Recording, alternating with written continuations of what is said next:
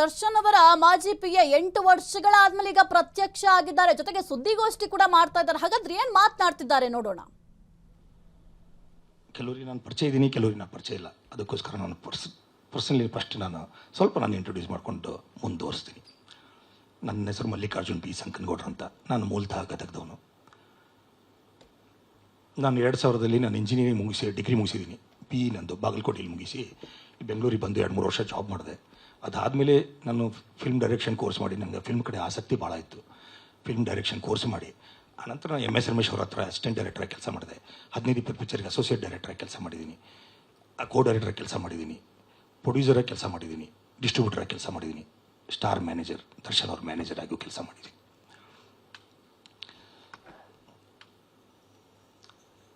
ಎಲ್ಲ ಚೆನ್ನಾಗಿ ನಡೀತಾ ಇತ್ತು ಸರ್. ಬಟ್ ನಾನು ಮೊದಲ ಸಲ ಫಿಲ್ಮ್ ಪ್ರೊಡ್ಯೂಸ್ ಮಾಡಿದಾಗ ಸ್ವಲ್ಪ ನನಗೆ ಅಷ್ಟು ನಾನು ಅಂದ್ಕೊಂಡಷ್ಟು ಕೈ ಹಿಡಿಲಿಲ್ಲ. ಅದರಿಂದನೇ ಸ್ವಲ್ಪ ನನಗೆ ಸ್ಟಾರ್ಟ್ ಆಯಿತು ನನ್ನ ಪ್ರಾಬ್ಲಮ್ಗಳು. ಬಡ್ಡಿ, ಚಕ್ರ ಬಡ್ಡಿ, ಮೀಟ್ರ್ ಬಡ್ಡಿ, ಸುಸ್ತಿ ಬಡ್ಡಿ, ಗೊತ್ತಲ್ಲ ಸರ್ ಇಂಡಸ್ಟ್ರಿಯಲ್ಲಿ. ಅದನ್ನು ಕಟ್ಟಿ ಭಾಳ ಸುಸ್ತಾಗ್ಬಿಟ್ಟಿದೆ. ಇಷ್ಟು ಬುದ್ಧಿಯಲ್ಲಿ ನಾನು ಡೈರೆಕ್ಷನ್ ಮಾಡಿದೆ, ಡಿಸ್ಟ್ರಿಬ್ಯೂಷನ್ ಮಾಡ್ತಿದ್ದೆ, ಪ್ರೊಡಕ್ಷನ್ ಮಾಡ್ತಿದ್ದೆ. ಕೆಲವು ಪಿಕ್ಚರ್ ಕೈ ಹಿಡಿತಿತ್ತು, ಕೆಲವು ಪಿಕ್ಚರ್ ಕೈ ಹಿಡಿತಿರಲಿಲ್ಲ. ಪರ್ಸೆಂಟೇಜು ಲಾಸು ಮತ್ತು ಪ್ರಾಫಿಟ್ ಪರ್ಸೆಂಟೇಜ್ ಲೆಕ್ಕ ಹಾಕಿದಾಗ ಪ್ರಾಫಿಟ್ ಪರ್ಸೆಂಟೇಜ್ ಕಡಿಮೆ ಆಯಿತು, ಲಾಸ್ ಪರ್ಸೆಂಟೇಜ್ ಹೆಚ್ಚಿಗೆ ಆಗಿತ್ತು ನನಗೆ. ಹೀಗಾಗಿ ಅದು ಬೆಳೀತಾನೆ ಇತ್ತು. ಬಟ್ ಏನೋ ಇವತ್ತಿಲ್ಲ ನಾನೇ ಗೆಲ್ತೀನಿ, ಇವತ್ತಿಲ್ಲ ನಾನೇ ಏನೋ ಮಾಡ್ತೀನಿ, ಒಂದು ಯಾವುದೋ ಪಿಕ್ಚರ್ ಕೈ ಹಿಡಿದ್ಬಿಟ್ರೆ ನಮ್ಮದೆಲ್ಲ ಪ್ರಾಬ್ಲಮ್ ಸಾಲ್ವ್ ಆಗ್ಬೋದು ಅನ್ನೇ ಒಂದೇ ಒಂದು ರೀಸನ್ಗೋಸ್ಕರ ನಾನು ಮತ್ತೆ ಎಲ್ಲೋ ಸಾಲ ಮಾಡ್ತಿದ್ದೆ, ಏನೋ ಮಾಡ್ತಿದ್ದೆ, ಬಡ್ಡಿನೋ ಏನೋ ಫೈನಾನ್ಷಿಯಲ್ ಕಮಿಟ್ಮೆಂಟ್ ಮಾಡಿಕೊಂಡು ನಾನು ಆಲ್ರೆಡಿ ಜೀವನ ನಡೆಸ್ತಾ ಇದ್ದೆ ಸರ್. ಅಷ್ಟರ ಮಧ್ಯದಲ್ಲಿ ಈ ಮೊನ್ನೆ 1-2-3 ಪಿಕ್ಚರ್ ಪ್ರೊಡ್ಯೂಸ್ ಮಾಡಿದಾಗ ಅದು ಲಾಸ್ ಆಯಿತು. ನಂದು 1-2-3 ತೆಲುಗು ಪಿಕ್ಚರ್ ಡಿಸ್ಟ್ರಿಬ್ಯೂಷನ್ ಮಾಡಿದೆ, ಅದು ಲಾಸ್ ಆಯಿತು. ಇನ್ನೂ ಬೇರೆ ಪಿಕ್ಚರ್ಗಳ ಹೆಸರುಗಳು ಹೇಳೋಕ್ಕೆ ಇಷ್ಟಪಡಲ್ಲ. ಭಾಳ ಪಿಕ್ಚರಲ್ಲಿ ನಾನು ಲಾಸ್ ಅನುಭವಿಸ್ಬೇಕಾಯಿತು. 2018 ಜುಲೈ 1 ನಾನು ಬೆಂಗಳೂರು ಬಿಟ್ಟಿರೋದು. ಬೆಂಗಳೂರು ಬಿಡಬೇಕಾದ್ರೆ ನನ್ನ ಹತ್ರ ಬರೀ ಕೈಲಿ ಇದೆ ಸರ್, ನನ್ನ ಹತ್ರ ₹1 ಇರಲಿಲ್ಲ. ಮೀಡಿಯಾದಲ್ಲಿ ಏನೇನೋ ಹೇಳಿದ್ದಾರೆ ಅಂತ ವಿಷಯ ಆಮೇಲೆ ಗೊತ್ತಾಯಿತು ನನಗೆ. ಬಟ್ ನಾನು ಹೋಗ್ಬೇಕಾದ್ರೆ ಹೆಚ್ಚು ಕಡಿಮೆ ಯಾರಿಗೋ ಬಡ್ಡಿ ಕಟ್ಟೋಕ್ಕೆ ಅಂತ ಒಂದು ₹15,000 ದುಡ್ಡಿಟ್ಟಿದ್ದೆ ಸರ್. ಆ ಬಡ್ಡಿ ಅವತ್ತು ಸಾಯಂಕಾಲ ಆದರೆ ಕೊಡಬೇಕು, ಅನಿವಾರ್ಯವಾಗಿ ಊರು ಬಿಡುವಂಥ ಪ್ರಸಂಗ ಬಂತು. ಆ 15,000 ಅಷ್ಟೇ ನನ್ನ ಜೇಬಿಳಿತ್ತು. ಬರಿಗೈ ಲೆಕ್ಕನೇ ಅದು. 15,000 ಅಷ್ಟೇ ನನ್ನ ಊರಿಗೆ ಹೋಗೋಕ್ಕಂತ ಸ್ವಲ್ಪ ದುಡ್ಡಿತ್ತು ಅಷ್ಟೇ ಸರ್. ಅದು ಬಿಟ್ಟರೆ ನನ್ನ ಹತ್ರ ಏನೂ ದುಡ್ಡಿರಲಿಲ್ಲ, ₹1 ದುಡ್ಡಿರಲಿಲ್ಲ ಸರ್. ನನಗೆಲ್ಲನೂ ಇಲ್ಲೇ ಕಳೆದಿದ್ದೀನಿ. ನಾನು ಒಂದೇ ಕೆಲಸ ಮಾಡಿಲ್ಲ. ನಂದು ಹೋಟೆಲ್ ಬಿಸ್ನೆಸ್ ಇತ್ತು, ನಂದು ಖಾನಾವಳಿ ಮಾಡಿದ್ದೆ ವಿಜಯನಗರದಲ್ಲಿ, ಗೋದಾವರಿ ಮೆಸ್ ಅಂತ. ಮತ್ತು ಒಂದು ಸಾಫ್ಟ್ವೇರ್ ಕಂಪ್ನಿ ಮಾಡಿದ್ದೆ. ಮೈನ್ಸಲ್ಲಿ ಸ್ವಲ್ಪ ಯಾರೋ ನನ್ನ ಫ್ರೆಂಡ್ ಹೇಳಿದ್ದಕ್ಕೆ ಅಲ್ಲಿ ದುಡ್ಡು ಹಾಕಿದ್ದೆ. ಮತ್ತು ಸ್ಯಾನಿಟರಿ ವೇರ್ಸದ್ದು ನನ್ನ ಫ್ರೆಂಡ್ ಒಬ್ಬ ಬಿಸ್ನೆಸ್ ಮಾಡ್ತೀನಿ ಅಂತಂದರು, ಅದರಲ್ಲಿ ದುಡ್ಡು ಹಾಕಿದ್ದೆ. ನಾನು ಸ್ವಲ್ಪ ಯಾರೋ ನನ್ನ ಫ್ರೆಂಡ್ಸ್ ಬಂದರೆ ನನ್ನ ಕೈಲಿ ಇದ್ದಾಗ ಆವಾಗ ಮಾಡ್ತಿದ್ದೆ. ಅವಾಗ ಟೈಮ್ ಚೆನ್ನಾಗಿತ್ತು, ಎಲ್ಲೋ ಸ್ವಲ್ಪ ದುಡ್ಡು ಓಡಾಡ್ತಾ ಇತ್ತು, ಹೆಂಗೋ ಅಡ್ಜಸ್ಟ್ ಮಾಡ್ಕೊಂಡು ಮಾಡ್ತಾಯಿದ್ದೆ. ಬಟ್ ಯಾವ ನನ್ನ ಕೈ ಹಿಡಿಲಿಲ್ಲ ಸರ್. ಒಂದೇ ಸ್ವಲ್ಪ ಹೋಟೆಲ್ ಬಿಸ್ನೆಸ್ ಒಂದು ರೇಂಜಿಗೆ ಕೈ ಹಿಡಿತು ಅಷ್ಟೇ ನನಗೆ. ಅದನ್ನು ನನ್ನ ಫ್ರೆಂಡ್ ಮೇಲೆ ನಾನು ಸ್ವಲ್ಪ ಬ್ಯುಸಿ ಆದಮೇಲೆ ಅದನ್ನು ನನ್ನ ಫ್ರೆಂಡಿಗೆ ಬಿಟ್ಕೊಟ್ಟೆ. ಅವನು ಒಂದಿಷ್ಟು ದಿವಸ ನಡೆಸಿ ಅದನ್ನು ಬಿಟ್ಬಿಟ್ಟ. ಆಮೇಲೆ ಅದು ನನ್ನ ಕೈ ಬಿಟ್ಟು ಹೋಯಿತು. ಹೀಗೆ ನಾನು 15 ವರ್ಷ 2003 ಮಾರ್ಚ್ 3 ನಾನು ಇಂಡಸ್ಟ್ರಿಗೆ ಕಾಲಿಟ್ಟಿದ್ದು. ಶಿವಣ್ಣವ್ರ ಪಿಕ್ಚರ್ ವಾಲ್ಮೀಕಿ ಪಿಕ್ಚರಿಂದ MS ರಮೇಶ್ ಅವ್ರ ಡೈರೆಕ್ಟರ್, ನಾನು ಅಸಿಸ್ಟೆಂಟ್ ಡೈರೆಕ್ಟರಾಗಿ ಕೆಲಸ ಮಾಡಿದೆ. ಆವಾಗಲೇ ನನಗೆ ದಿನಕರ್ ಪರಿಚಯ ಆಗಿದ್ದು. ಆ ದಿನಕರ್ ಅವ್ರ ಜೊತೆ ನನ್ನ ಬಾಂಧವ್ಯ ಹೆಚ್ಚಿಗೆ ಬೆಳೀತು. ಹಾಗಾಗಿ ತೂಗುದೀಪ ಪ್ರೊಡಕ್ಷನ್ ಜೊತೆ, ತೂಗುದೀಪ ಫ್ಯಾಮಿಲಿ ಜೊತೆ ನಾನು ಭಾಳ ಕ್ಲೋಸ್ ಆದೆ. ಇವತ್ತು ನಾನು ಒಂದು ಮಾತು ಹೇಳೋಕ್ಕೆ ಇಷ್ಟಪಡ್ತೀನಿ. ತೂಗುದೀಪ ಪ್ರೊಡಕ್ಷನ್, ತೂಗುದೀಪ ಡಿಸ್ಟ್ರಿಬ್ಯೂಷನ್ ನನ್ನ ಫ್ಯಾಮಿಲಿ ಥರ, ನನ್ನ ಸ್ವಂತ ಮಗನ ಥರ ನೋಡ್ಕೊಂಡಿದ್ದಾರೆ. ದರ್ಶನ್ ಸರ್ ಆಗಲಿ, ದಿನಕರ್ ಆಗಲಿ. ಇವತ್ತು ಒಂದು ದಿನ ದರ್ಶನ್ ಸರ್ ನನಗೆ ಏಕವಚನದಲ್ಲಿ ಮಾತಾಡಿಲ್ಲ. ಯಾಕೆಂತಂದರೆ ನನ್ನ ಮೇಲೆ ಅಷ್ಟು ಗೌರವ ಇಟ್ಟಿದ್ರು, ನಾನು ಅವ್ರ ಮೇಲೆ ಅಷ್ಟು ಗೌರವ ಇಟ್ಟಿದ್ದೆ. ನನ್ನ ಕಷ್ಟ ಅಂದಾಗ ಭಾಳ ಸಲ ಹೆಲ್ಪ್ ಮಾಡಿದ್ದಾರೆ. ನನ್ನ ಸ್ವಂತ ಅಣ್ಣನ ಥರ ಅವರು. ಸಿಂಪಲ್ಲಾಗಿ ಹೇಳ್ಬೇಕಂದ್ರೆ ನನ್ನ ಸ್ವಂತ ಅಣ್ಣನ ಸರ. ದಿನಕರು ನನಗೆ ಅಷ್ಟೇ ಹೆಲ್ಪ್ ಮಾಡಿದ್ದಾರೆ.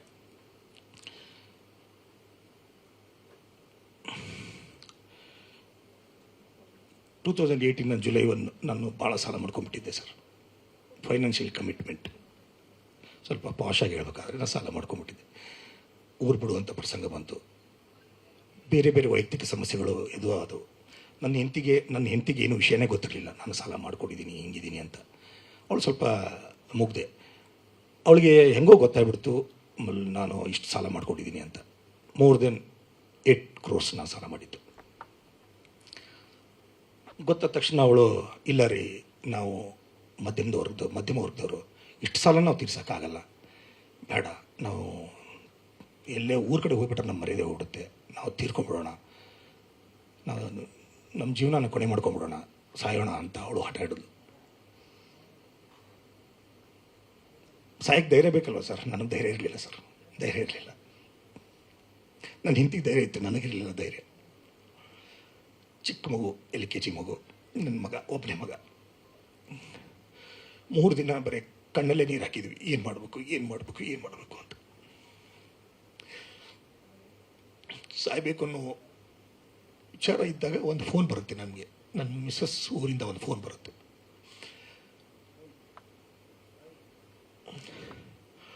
ಇಲ್ಲ, ನಮ್ಮ ಮಿಸ್ಸಸ್ ತಮ್ಮ, ನಮ್ಮ ಬಾಮೈದ, ನಮ್ಮ ಮಾವನ ಫೋನ್ ಬರುತ್ತೆ, ನಮ್ಮ ಮಿಸ್ಸಸ್ ತಂದೆಯವ್ರದ್ದು. ಅರ್ಜೆಂಟ್ ಮದುವೆ ಫಿಕ್ಸ್ ಆಗಿಬಿಟ್ಟಿದೆ ನಿಮ್ಮ ತಮ್ಮಂದು, ಬಂದ್ಬೇಕು ಅಂತ ನನ್ನ ಹೆಂಡತಿಗೆ ಫೋನ್ ಮಾಡ್ತಾರೆ ನಮ್ಮ ಮಾವ. ನನಗೂ ಮಾಡ್ತಾರೆ, ನೀವು ಬರಬೇಕಳೆ ಅಂದರೆ ನನ್ನ ಮಗನ ಬಂದು ಮದುವೆ ಫಿಕ್ಸ್ ಆಗಿದೆ, ಅಚಾನಕ್ ಫಿಕ್ಸ್ ಆಗಿದೆ ಅಂದರು. ನಾವು ಇನ್ನು 3 ದಿನದಲ್ಲಿ ಸಾಯೋದ್ರ ಬಗ್ಗೆ ವಿಚಾರ ಮಾಡ್ತಾ ಇದ್ದೀವಿ, ಇನ್ನು 6 ದಿನದಲ್ಲಿ ಮದುವೆ ಫಿಕ್ಸ್ ಆಗಿದೆ. ಯಾಕೆ ಅಂತಂದರೆ ಅವ್ರದ್ದು ಇಂಟರ್ ಕಾಸ್ಟ್ ಮ್ಯಾರೇಜು, ಅಲ್ಲಿನೂ ಸ್ವಲ್ಪ ಪ್ರಾಬ್ಲಮ್ಗಳಾಗಿದ್ದು. 6 ದಿನದಲ್ಲೇ ಮದುವೆ ಮಾಡುವಂಥ ಪ್ರಸಂಗ ಬಂದಿದ್ದು. ನನಗೂ ಶಾಕ್ ಅದು, ಆ ನ್ಯೂಸ್ ನೋಡಿದ್ರೆ ಶಾಕು. 6 ದಿನದಲ್ಲಿ ಮದುವೆ ಅಂತಂದರೆ ನಂಬಕ್ಕೆ ಆಗ್ತಿರಲಿಲ್ಲ. ಯಾವುದೋ ಒಂದು ಸಣ್ಣ ಚೌಟ್ರಿಯಲ್ಲಿ ಇಟ್ಕೊಂಡು ಏನೋ ಮದುವೆ ಮಾಡಿದ್ರು ಅವ್ರು. ನಾವು ನಮ್ಮ ಸಾಯೋ ಪ್ರೋಗ್ರಾಮ್ನ ಪೋಸ್ಟ್ಪೋನ್ ಮಾಡಿದ್ವಿ, 6 ದಿನ ಆದಮೇಲೆ ಸಾಯೋಣ. ಯಾಕಂದರೆ ಈಗ ಏನಾದರೂ ತೀರ್ಕೊಂಡ್ಬಿಟ್ರೆ ಅವನ ಮದುವೆ ನಿಲ್ಲತ್ತೆ. ಪಾಪ ಅವ್ರದ್ದೇನೋ ಇಂಟರ್ ಕಾಸ್ಟ್ ಮ್ಯಾರೇಜು, ಆ ಹುಡುಗಿದು ಏನೋ ಬಂದುಬಿಟ್ಟಿದ್ದಾರೆ ಇವ್ರು ನಂಬಿ. ಬೇಡ, ಇದಕ್ಕೆ ತೊಂದರೆ ಕೊಡೋದು ಬೇಡ ಅನ್ನೋ ಒಂದೇ ಒಂದು ರೀಸನ್ಗೋಸ್ಕರ ನಾವು ಸ್ವಲ್ಪ ಪೋಸ್ಟ್ಪೋನ್ ಮಾಡಿದ್ವಿ. ಮದುವೆಗೆ ಹೋದ್ವಿ. ಮದುವೆಗೆ ಹೋಗ್ಬೇಕಾದ್ರೆ ನನ್ನ ಕಡೆ ಹೇಳಿದ್ನಲ್ಲ ಸರ್, ಬರಿಗೈಲೇ ಲೆಕ್ಕ, ಹೆಚ್ಚು ಕಡಿಮೆ ಲೆಕ್ಕ ಹಾಕಿದ್ರೆ ಬರಿಗೈಲೇ 15,000 ಇತ್ತು. ನಾ ಯಾವುದೋ ಬಡ್ಡಿ ಕೊಡಬೇಕಾಗಿದ್ದು ದುಡ್ಡು. ಜುಲೈ 1, 2018 ಸಾಯಂಕಾಲ 4 ಗಂಟೆ ನಾನು ಬೆಂಗಳೂರು ಬಿಟ್ಟಿದ್ದೆ ಸರ್. ಬರಿಗೈಲೇ ಬಿಟ್ಟು ಮನೆ ಕಿಲಿ ಹಾಕೊಂಡು ಹೋಗ್ಬೇಕಾದ್ರೆ ಅನ್ನಿಸ್ತಾ ಇತ್ತು, ನಾನು ವಾಪಸ್ ಬರ್ತೀನೋ ಇಲ್ಲೋ, ಏನಾಗ್ತೀನೋ ಅಂತ ಗೊತ್ತಿರಲಿಲ್ಲ. ಕಿಲಿ ಹಾಕೊಂಡು ಹೋದೆ, ಎಲ್ಲನೂ ಇಲ್ಲೇ ಬಿಟ್ಟು ಹೋಗ್ಬಿಟ್ಟೆ. ನನ್ನ ಹೆಂಡತಿ ಮಗನ ಕರ್ಕೊಂಡು ಹೋಗ್ಬಿಟ್ಟೆ. ಮದುವೆಗೆ ಹೋದ್ವಿ. ಮದುವೆಯಲ್ಲೂ ನನಗೆ ಉತ್ಸಾಹ ಇರಲಿಲ್ಲ. ಏನಂದರೆ ನನ್ನ ಜೀವನ ಏನಂತ ನನಗೆ ಗೊತ್ತಿಲ್ಲ. ಇಷ್ಟು ಸಾಲ ಮಾಡ್ಕೊಂಡ್ಬಿಟ್ಟಿದ್ದೀನಿ, ಎಷ್ಟು ಪ್ರೆಷರ್ ಇದೆ, ಹೆಂಗೆ ತೀರಿಸ್ಬೇಕು ಅನ್ನೋದು ಗೊತ್ತಿಲ್ಲ. ಆದರೂ ಹೆಂಗೋ ಯಾರಿಗೂ ಗೊತ್ತಾಗ್ಲಾರ್ದಾಗ ಹೆಂಗೋ ಜೀವನ 6 ದಿನ ಮ್ಯಾನೇಜ್ ಮಾಡಿದ್ವಿ. ಮದುವೆನೂ ಆಯಿತು. ಈ ಮದುವೆ ಒಂದೇ ಎಪಿಸೋಡಲ್ಲಿ ಯಾರೋ ಒಬ್ಬ ಒಂದು ಶಕ್ತಿ ಅಂದ್ಕೊಳ್ಳಿ, ದೈವಿ ಶಕ್ತಿನೂ ಅಂದ್ಕೊಳ್ಳಿ, ಯಾರ್ದೋ ಮೂಲಕ ನಮ್ದು ಏನೋ ವಿಷಯ ಗೊತ್ತಾಗ್ಬಿಡುತ್ತೆ. ಯಾರಿಗೂ ಗೊತ್ತಾಗಿ ಅವರು ನಮ್ಮ ಹತ್ರ ಆಣೆ ಪ್ರಮಾಣ ಮಾಡಿಸ್ಕೊಂಡ್ರು. ನಮ್ಮ ಹಿರಿಯರೊಬ್ಬರು, ಇಲ್ಲ ನೀವು ತಪ್ಪು ಮಾಡ್ತಾಯಿದ್ದೀರಾ, ಸಾಯೋದ್ರದ್ದು ಇಂಪಾರ್ಟೆಂಟ್ ಅಲ್ಲ, ಸಾಯೋದ್ರಿಂದ ಏನೋ ನನಗೂ ಗೊತ್ತು. ನಾನು ಸಾಯಕ್ಕೆ ನನಗೆ ಇಷ್ಟ ಇರಲಿಲ್ಲ. ನನ್ನ ಹೆಂಡತಿ ಹಠ ಹಂಗಿತ್ತು, ಸಾಯೋಣ ರೀ, ಬೇಡ ರೀ, ನಾವು ಬದುಕೋಕ್ಕಾಗಲ್ಲ ರೀ, ಮುಖ ತೋರ್ಸೋಕ್ಕಾಗಲ್ಲ ರೀ ಅಂತ. ಬಟ್ ಏನು ಮಾಡೋದು, ಈಗ ಅವಳನ್ನೂ ಬಿಡೋಕ್ಕಾಗಲ್ಲ, ಹೆಂಡ್ತಿನೂ ಬಿಡೋಕ್ಕಾಗಲ್ಲ. ಇತ್ಲಾಗೆ ನನ್ನ ಪರಿಸ್ಥಿತಿ ಬೇರೆ ಹಿಂಗಿದೆ. ಅವಳು ನೀವು ಸಾಯಿಲ್ಲ ನಾ ಸಾಯ್ತೀನಿ ಅಂತಿದ್ದಾಳೆ. ಏನು ಮಾಡಲಿ, ಬೇಡ, ಹಂಗಂದ್ರೆ ನಾನು ಮಾಡಿರೋ ತಪ್ಪಿಗೆ ನಾವು ಅವಳೊಬ್ಬಳೇ ಆಗಿ ಸಾಯಬೇಕು, ಈಗ ಇಬ್ಬರು ಕೊಡಿ ಸಾಯೋಣ ಅನ್ನೋ ಅರ್ಥದಲ್ಲಿ ಇದ್ವಿ ನಾವು ಅಷ್ಟೇ. ಅದು ಏನೋ 1 ಎಳೆ ತಪ್ಪಿದರೆ 1000 ಎಳೆ ತಪ್ಪಿದಂಗೆ ಅಂತಾರೆ. ಯಾವುದೋ ಒಂದು ಶಕ್ತಿ ಮೂಲಕ ಅದು ತಪ್ಪಿತು, ನಾವು ಸಾಯಲಿಲ್ಲ ಸರ್. ನನ್ನ ಹೆಂಡ್ತಿನೇ ಮನಸ್ಸು ಚೇಂಜ್ ಮಾಡಿದ್ಲು, ನನಗೆ ಮನಸ್ಸಿರಲಿಲ್ಲ. ನನ್ನ ಹೆಂಡ್ತಿನೇ ಚೇಂಜ್ ಮಾಡಿದ್ಲು. ಆಯ್ತು ರೀ, ನಿಮ್ಗೆ ಹೆಂಗೆ ಅನ್ಸುತ್ತೆ ಹಂಗೆ ಮಾಡಿ ಅಂದು. ಜುಲೈ 1ನೇ ತಾರೀಕು ನಾನು ಬೆಂಗಳೂರು ಬಿಟ್ಟಿದ್ದು. ಜುಲೈ 6ನೇ ತಾರೀಕು ನಮ್ಮ ಹಳೆಯನ ಮದುವೆ ಇದ್ದಿದ್ದು. ಜುಲೈ 7ನೇ ತಾರೀಕು ನಾನು ಈ ಊರು ಬಿಟ್ಟು ಹೊರಟೆ. ಬಟ್ ನನ್ನ ಹೆಂಡ್ತಿಗೆ ಹೇಳಿದ್ದೆ, ನಾನು ಎಲ್ಲೋ ಹೋಗ್ತಾಯಿದ್ದೀನಿ, ಏನೋ ಮಾಡ್ತಾಯಿದ್ದೀನಿ, ಸಾಯಲ್ಲ, ಬದುಕ್ತೀನಿ, ವಾಪಸ್ ಬರ್ತೀನಿ, ನನ್ನ ಮೇಲೆ ನೀನು ನಂಬಿಕೆ ಇಡು ಅಂತ ನನ್ನ ಹೆಂಡತಿಗೆ ಒಬ್ಬಳಿಗೆ ಹೇಳಿದ್ದೆ ನಾನು. ಮತ್ತು ಎಲ್ಲಿ ಹೋಗ್ತೀನಿ ಅಂತ ನಿನಗೂ ಹೇಳಲ್ಲ, ಯಾಕಂದರೆ ನೀವು ಹುಡ್ಕೋ ಪ್ರಯತ್ನ ಮಾಡ್ತೀರಾ, ಯಾರಿಗೂ ಹೇಳಲ್ಲ. ನಾನು ಹೋಗ್ತೀನಿ, ಬಟ್ ಒಂದು ದಿನವಾದರೂ 1 or the other day I will come back ಅಂತಂತಂದು ನಾನು ಒಂದು ನಂಬಿಕೆ ಇತ್ತು. ಆ ನಂಬಿಕೆಯಲ್ಲೇ ನಾನು ಹೊರಟೆ. ನಾನು ಅಡ್ಡಾಡ್ಲಾರ ಜಾಗ ಇಲ್ಲ ಸರ್. ಅವತ್ತೇ ಸಿಮ್ ಆಫ್ ಮಾಡಿದೆ. ಜುಲೈ 7ನೇ ತಾರೀಕು ರಾತ್ರಿ 1:30 ನಾನು ಮೊಬೈಲ್ ಆಫ್ ಮಾಡಿದ್ದೀನಿ, ಸಿಮ್ ಆಫ್ ಮಾಡಿದ್ದೀನಿ. ಮಾಡೋಕ್ಕಿಂತ ಮುಂಚೆ ನಾನು ಯಾರ್ಯಾರು ದುಡ್ಡು ಕೊಡಬೇಕಾಗಿತ್ತು, ಯಾರ ಜೊತೆ ನನ್ನ ಕಮಿಟ್ಮೆಂಟ್ಸ್ ಇತ್ತು, ಎಲ್ಲರಿಗೂ ಒಂದು ಮೆಸೇಜ್ ಹಾಕಿದ್ದೀನಿ. ಸರ್ ನಾನು ತೊಂದರೆಯಲ್ಲಿದ್ದೀನಿ, ನಾನು ನಿಮ್ಗೆ ದುಡ್ಡು ಕೊಡಬೇಕಾಗಿತ್ತು, ಕೊಡೋಕ್ಕಾಗಿಲ್ಲ, ಇವತ್ತು ನನ್ನ ಪರಿಸ್ಥಿತಿ ಸರಿ ಇಲ್ಲ, ನಾನು ಊರು ಬಿಟ್ಟು ಹೋಗ್ತಾ ಇದ್ದೀನಿ, ಐ ವಿಲ್ ಕಮ್ ಬ್ಯಾಕ್, ನಾನು ಪ್ಲೀಸ್ ಫಾರ್ಗಿವ್ ಮೀ, ನಾನು ಕ್ಷಮಿಸಿಬಿಡಿ ಅಂತ ಎಲ್ಲರಿಗೂ ಒಂದೊಂದು ಮೆಸೇಜ್ ಹಾಕಿದೆ ಸರ್. ಒಬ್ಬರು ಬಿಟ್ಟಿಲ್ಲ, ಯಾರೋ ಒಬ್ಬರು ಮಿಸ್ ಆಗಿರ್ಬೋದು ಅಷ್ಟೇ, ಗೊತ್ತಿಲ್ಲ. ನಾನೊಂದು 20-23 ಜನ ಇರ್ಬೇಕು ಸರ್. ನಾನು ಕಮಿಟ್ಮೆಂಟ್ ಮಾಡ್ಕೊಂಡಿದ್ದು ಇಂಡಸ್ಟ್ರಿಯಲ್ಲಿ, ಅಂದರೆ 15 ವರ್ಷ ಸರ್ವೀಸಲ್ಲಿ. ಎಲ್ರಿಗೂ ಒಂದೊಂದು ಮೆಸೇಜ್ ಹಾಕಿದೆ. ಮೆಸೇಜ್ ಹಾಕಿ ಮೊಬೈಲ್ ಆಫ್ ಮಾಡಿಬಿಟ್ಟೆ. ರಾತ್ರಿ 1:30 ಯಾರೂ ಎಚ್ಚರ ಇರಲ್ಲ, ಯಾರಾದರೂ ನನಗೆ ರೆಸ್ಪಾನ್ಸ್ ಮಾಡೋಕ್ಕಾಗಲ್ಲ ಆ ಟೈಮಲ್ಲಿ ಅನ್ನೋ ಒಂದೇ ಒಂದು ಧೈರ್ಯ. ಬಟ್ ನನಗೆ ಬೇರೆ ಆಪ್ಷನ್ ಇರಲಿಲ್ಲ ಸರ್. ಅಷ್ಟೊತ್ತಿಗೆ ಮೆಸೇಜ್ ಹಾಕಿಬಿಟ್ಟು ಮೊಬೈಲ್ ಸಿಮ್ ಎಸ್ಬಿಟ್ಟೆ ನಾನು. ಸಿಮ್ ಎಸ್ಬಿಟ್ಟು ಯಾವುದೋ ಒಂದು ಹರಿಯೋ ನದಿಯಲ್ಲಿ ಎಸ್ತಿಬಿಟ್ಟೆ ನಾನು. ಕುಂದಾಪುರದ ಹತ್ರ, ಅದನ್ನು ಹೇಳ್ತೀನಿ, ಕುಂದಾಪುರದ ಹತ್ರ ಒಂದು ನದಿ, ಅಲ್ಲಿ ಹೋಗ್ತಾ ಇದ್ದೆ, ಅಲ್ಲಿ ಎಸ್ತೆ. ಅಲ್ಲೊಂದು ದಿನ ಇದ್ದೆ. ಅಲ್ಲಿಂದ ನಾನು ಸೌದತ್ತಿ ಎಲ್ಲಮ್ಮನ ಬಂದೆ, ಎಲ್ಲಮ್ಮನ ದರ್ಶನ ತೊಗೊಂಡೆ. ಅಲ್ಲಿಂದ ನಾನು ಹಾಗೆ ನನ್ನ ಜರ್ನಿ ಸ್ಟಾರ್ಟ್ ಮಾಡಿದೆ. ಅಷ್ಟರಲ್ಲಿ ನನ್ನ ಫ್ರೆಂಡ್ಗೊಬ್ಬನಿಗೆ ಫೋನ್ ಮಾಡಿದೆ, ನನಗೆ ಹಿಂಗೆ ಆಗ್ಬಿಟ್ಟಿದೆ, ಪ್ರವೀಣ್ ಅಂತ. ಇವತ್ತು ಅವನು ಈಸ್ ನೋ ಮೋರ್. ಪ್ರವೀಣ್ ಅಂತ ಅವ್ರು ಗದಗದವರು. ಅವ್ನು ನಂದೆಲ್ಲ ಒಂದು A to Z ಗೊತ್ತಿತ್ತು. ಅವ್ನಿಗೆ ಹೇಳಿದೆ, ಹಿಂಗೆ ಆಗ್ಬಿಟ್ಟಿದೆ ಕಣವ, ನಾನು ಊರು ಬಿಡು ಅಂತ ಪ್ರಸಂಗ ಬಂದುಬಿಟ್ಟಿದೆ, ನಾನು ಬಿಡ್ತಾ ಇದ್ದೀನಿ, ಸ್ವಲ್ಪ ದುಡ್ಡು ಕೊಡೋ ಅಂದೆ. ಕೊಟ್ಟವನು ಒಂದಿಷ್ಟು ದುಡ್ಡನ್ನು ಅರೇಂಜ್ ಮಾಡಿದೆ. ಆ ದುಡ್ಡನ್ನು ತೊಗೊಂಡು ನಾನು ಹೊರಟೆ. ಒಂದು 50,000ವರೆಗೂ ದುಡ್ಡಿತ್ತು ನನಗೆ. ಈಗ ಒಂದು 10-15 ದಿನ ಜೀವನ ಮಾಡೋಕ್ಕೆ ನನಗೆ ಏನು ತೊಂದರೆ ಇರಲಿಲ್ಲ. ಆ ರೇಂಜಿಗೆ ಹೋದೆ. ನನ್ನ ಕಡೆ ಒಂದು 50,000 ರೂಪಾಯಿ ಇತ್ತು. ಮದುವೆಗೆ ಬಂದ ಸ್ವಲ್ಪ ಖರ್ಚಾಗಿ ಒಟ್ಟು ಎಲ್ಲನೂ. ನಾನು ಕೊಲ್ಲಾಪುರ್ಗೆ ಹೋದೆ, ಸೊಲ್ಲಾಪುರ್ಗೆ ಹೋದೆ, ನಾಂದೇಡ್ಗೆ ಹೋದೆ, ನಾಗ್ಪುರ್ಗೆ ಹೋಗಿದ್ದೀನಿ, ಕಾಶಿಗೆ ಹೋಗಿದ್ದೀನಿ. ನಾರ್ತ್ ಇಂಡಿಯಾ ಎಲ್ಲ ತಿರುಗಿಬಿಟ್ಟಿದ್ದೀನಿ ಸರ್. ನಾನು ಒಂದೇ ಪ್ಲೇಸಲ್ಲಿ ಒಂದೇ ದಿನ ಒಂದಿಷ್ಟು ದಿವಸ ಇರ್ತಿದ್ದೆ, ಮತ್ತು ಬೇಜಾರಾದ ತಕ್ಷಣ ನಿಂತು ಕಡೆ ಹೋಗ್ತಿದ್ದೆ, ಬೇಜಾರಾದ ತಕ್ಷಣ ನಿಂತು ಕೊಡ್ತಿದ್ದೆ. ನಾನೊಬ್ಬ ಇಂಜಿನಿಯರ್. ನಾನು ಇಂಜಿನಿಯರಿಂಗ್ ಕಲ್ತಿರೋದ್ರಿಂದ ನನಗೆ ಸ್ವಲ್ಪ ಲ್ಯಾಂಗ್ವೇಜ್ ಪ್ರಾಬ್ಲಮ್ ಇರಲಿಲ್ಲ. ನಂದು ಹಿಂದಿ ಚೆನ್ನಾಗಿದೆ, ಇಂಗ್ಲೀಷ್ ಒಂದು ರೇಂಜಿಗೆ ಮ್ಯಾನೇಜಬಲ್. ಹೀಗಾಗಿ ನಾನು ಎಲ್ಲೇ ಕಡೆ ಜಾಬ್ ಮಾಡೋಕ್ಕೆ ನನಗೆ ಏನು ತೊಂದರೆ ಆಗ್ತಿರಲಿಲ್ಲ. ಎಲ್ಲಿ ಒಂದು ಟೂರಿಸಂ ಡಿಪಾರ್ಟ್ಮೆಂಟಲ್ಲಿ ಕೆಲಸ ಮಾಡಿದೆ, ಯಾವುದೋ ಒಂದು ಪೈಪ್ ಫ್ಯಾಕ್ಟ್ರಿಯಲ್ಲಿ ಕೆಲಸ ಮಾಡಿದ್ದೀನಿ, ಯಾವುದೋ ಒಂದು ರಿಯಲ್ ಎಸ್ಟೇಟಲ್ಲಿ ಕೆಲಸ ಮಾಡಿದ್ದೀನಿ. ಒಂದಲ್ಲ ಎರಡಲ್ಲ ಸಾವಿರಾರು ಕೆಲಸ. ಹೋಟೆಲಲ್ಲಿ ಕೆಲಸ ಮಾಡಿದ್ದೀನಿ, ರೆಸಾರ್ಟಲ್ಲಿ ಕೆಲಸ ಮಾಡಿದ್ದೀನಿ. ನನಗೆ ತೃಪ್ತಿ ಆಗೋವರೆಗೂ ಒಂದಿಷ್ಟು ದಿವಸ ಕೆಲಸ ಮಾಡ್ತಿದ್ದೆ, ಬೇಡ ಅನ್ನಿಸ್ತದೆ, ಇನ್ನೊಂದು ಜಾಗಕ್ಕೆ ಚೇಂಜ್ ಮಾಡ್ತಿದ್ದೆ. ಈ ಮಧ್ಯದಲ್ಲಿ ನಾನು ನನ್ನ ಮಿಸಸ್ಗೆ ಲೆಟರ್ ಬರೆದೆ, ನಾನು ಇದ್ದೀನಿ, ನಾನು ಹುಡ್ಕೋ ಪ್ರಯತ್ನ ಮಾಡಬೇಡಿ. ಮಿಸಸ್ಗೂ ಬರೆದೆ, ನಮ್ಮ ತಂದೆ ತಾಯಿಗೂ ಬರೆದೆ, ನಾನಿದ್ದೀನಿ, ನಾನು ಹುಡ್ಕೋ ಪ್ರಯತ್ನ ಮಾಡಬೇಡಿ, ಬರ್ತೀನಿ, ನಾನು ಆದಷ್ಟು ಬೇಗ ಬರ್ತೀನಿ, ನಾನು ಸಾಯಲ್ಲ. ಗೊತ್ತಿಲ್ಲ ನಾನು ಯಾವಾಗ ಬರ್ತೀನಿ ಅಂತ. ಬರ್ತೀನಿ, ನೀವು ಯಾವುದೋ ಕಾರಣ ಕೊಡ್ಕೋ ಪ್ರಯತ್ನ ಮಾಡುವಂತೆ ಒಂದು ಲೆಟರ್ ಬರೆದು ಹಾಕಿದೆ. ಹಾಗೆ ನಾನು ಜೀವನ ಹೋಯ್ತು. ನನಗೂ ಎಲ್ಲ ಹೆಂಡತಿ, ಮಕ್ಕಳು, ತಂದೆ ತಾಯಿ, ಅಣ್ಣ ತಮ್ಮ, ಅಣ್ಣ ಅಕ್ಕ ಎಲ್ಲರನ್ನೂ ಬಿಟ್ಟಿರೋಕ್ಕೆ ನನಗೂ ಆಗಲ್ಲ. ಇಂಥ ಒಳ್ಳೆ ಫ್ರೆಂಡ್ ಸರ್ಕಲ್ ಇತ್ತು ನನಗೆ. ಎಲ್ಲರನ್ನೂ ಕಳ್ಕೊಂಡು ಹೋಗೋದು ಅಂದರೆ ಅಷ್ಟು ಸರಳ ಅಲ್ಲ ಸರ್. ಆದರೂ ನಾನು 7 ವರ್ಷ ಸರ್ ನನಗೆ ಅಜ್ಞಾತವಾಸದಲ್ಲಿ ಅನುಭವಿಸ್ದೆ ನಾನು. ನಂದು ಆ ಟೈಮಲ್ಲಿ 7:30 ನಡೀತಾ ಇತ್ತು. ನನಗೊಬ್ಬರು ಗುರುಗಳು ಹೇಳಿದರು, ನಿನಗೆ 7:30 ನೀನು ಭಾಳ ಕೆಟ್ಟದಾಗಿದೆ, ಆ ಟೈಮಲ್ಲಿ ಭಾಳ ಹುಷಾರಾಗಿರಬೇಕು ಅಂತ ಹೇಳಿದರು. ಮುಂಚೆನೇ ಹೇಳಿದರು ಅದನ್ನು. ಬಟ್ ನಾನು 7:30 ಊರ್ಬಿಟ್ಟಿದ್ದೆ. ನನಗೆ ವಾಪಸ್ ಬಂದಿದ್ದು 7:30 ಮುಗಿದ ಮೇಲೆ ಬಂದಿದ್ದೀನಿ. 6-7 ವರ್ಷ ನಾನು ಅಲ್ಲಿಂದ ನೇಪಾಳ್ಗೆ ಹೋದೆ. ನೇಪಾಳದಲ್ಲಿ ನನ್ನ ಇಂಜಿನಿಯರಿಂಗ್ ಫ್ರೆಂಡ್ ಒಬ್ಬರಿದ್ದರು. ಅವ್ನಿಗೇನು ಗೊತ್ತಿಲ್ಲ, ಅವ್ನು ಕನ್ನಡ, ನಮ್ಮ ಫಿಲ್ಮ್ ಇಂಡಸ್ಟ್ರಿ ಅದೇನು ಗೊತ್ತಿಲ್ಲ. ಅವ್ನು ನೇಪಾಳದವನು. ನಾನು ಇಂಜಿನಿಯರಿಂಗ್ ಕಲಿಬೇಕಾದಾಗ ಅವನ ಜೊತೆ ನನ್ನ ಕ್ಲಾಸ್ಮೇಟ್ ಅವ್ನು ನೇಪಾಳದಿಂದ ಬಂದು ಜಾಯ್ನ್ ಆಗಿದ್ದ. ಅವ್ನಿಗೆ ಹೇಳಿದೆ, ನಾನು ಸ್ವಲ್ಪ ಫೈನಾನ್ಷಿಯಲಿ ಫೇಲ್ಯೂರ್ ಆಗಿದ್ದೀನಿ, ಐ ನೀಡ್ ಅ ಶೆಲ್ಟರ್ ಅಂತಂದೆ. ಅವನೊಂದು ಶೆಲ್ಟರ್ ಕೊಟ್ಟ ನನಗೆ. ಅವನೊಂದು ರೆಸಾರ್ಟ್ ಇತ್ತು, ಅವನದೊಂದು ಹೋಟೆಲ್ ಇತ್ತು, ಅಲ್ಲೇ ಕೆಲಸ ಮಾಡಿದೆ. ಅಲ್ಲೇ ಎಷ್ಟೋ ದಿನ ಕಳೆದೆ ನಾನು, ಜನಕ್ಪುರದಲ್ಲಿ. ಜನಕ್ಪುರ ಅಂತ ಊರು. ಹೀಗೆ ನನ್ನ ಜೀವನ 6 ವರ್ಷ ಹೆಂಗೇನೋ ಕಳೀತು. ಮಿಡ್ಲಲ್ಲಿ ಎಲ್ಲೋ ಒಂದು ಕಡೆ ನಾನು ಲೆಟರ್ ಬರಿತಾ ಇದ್ದೆ. ನಾನು ಇದೀನಿ ಅನ್ನೋ ಕ್ಲೂ ಕೊಡ್ತಿದ್ದೆ, ನಾನು ಅಷ್ಟು ಮಾತಾಡ್ತಿದ್ದೆ. ನನ್ನ ಫ್ರೆಂಡ್ ಪ್ರವೀಣ್ ಅನ್ನೋ ಒಂದು ಕಡೆ, ಅವನಿಲ್ಲ ಈಗ, ನೋ ಮೋರ್. ಅವನೇ ನನಗೆ ದುಡ್ಡು ಕೊಟ್ಟಿದ್ದು. ಪಾಪ ಅವನು ನೋಡೋಕ್ಕೂ ಆಗಲಿಲ್ಲ ನಾನು. ಪಾಪ ನನ್ನ ಕಷ್ಟದಲ್ಲಿ ಹೆಲ್ಪ್ ಮಾಡಿದವನು. ಅವನ ಮೂಲಕ ನಾನು ಗದಗಲ್ಲಿ ಸ್ವಲ್ಪ ಸಣ್ಣ ಪುಟ್ಟ ಏನು ನಡೀತಾ ಇದೆ ಅಂತ ತಿಳ್ಕೊತಾ ಇದ್ದೆ ವಿಷಯಗಳನ್ನ. ಆಮೇಲೆ 6 ವರ್ಷ ಆಯಿತು ಸರ್. ಎಲ್ಲೋ ಒಂದು ಕಡೆ ಗಿಲ್ಟ್ ಕಾಡ್ತಾ ಇತ್ತು. ನಾನು ಬರಬೇಕು, ವಾಪಸ್ ಬರಬೇಕು, ಸಾಲ ತೀರಿಸಬೇಕು, ಜನರ ಮುಂದೆ, ಎಲ್ಲರ ಮುಂದೆ ಎಲ್ಲರನ್ನೂ ಹೋಗಿ ಭೇಟಿ ಆಗಬೇಕು.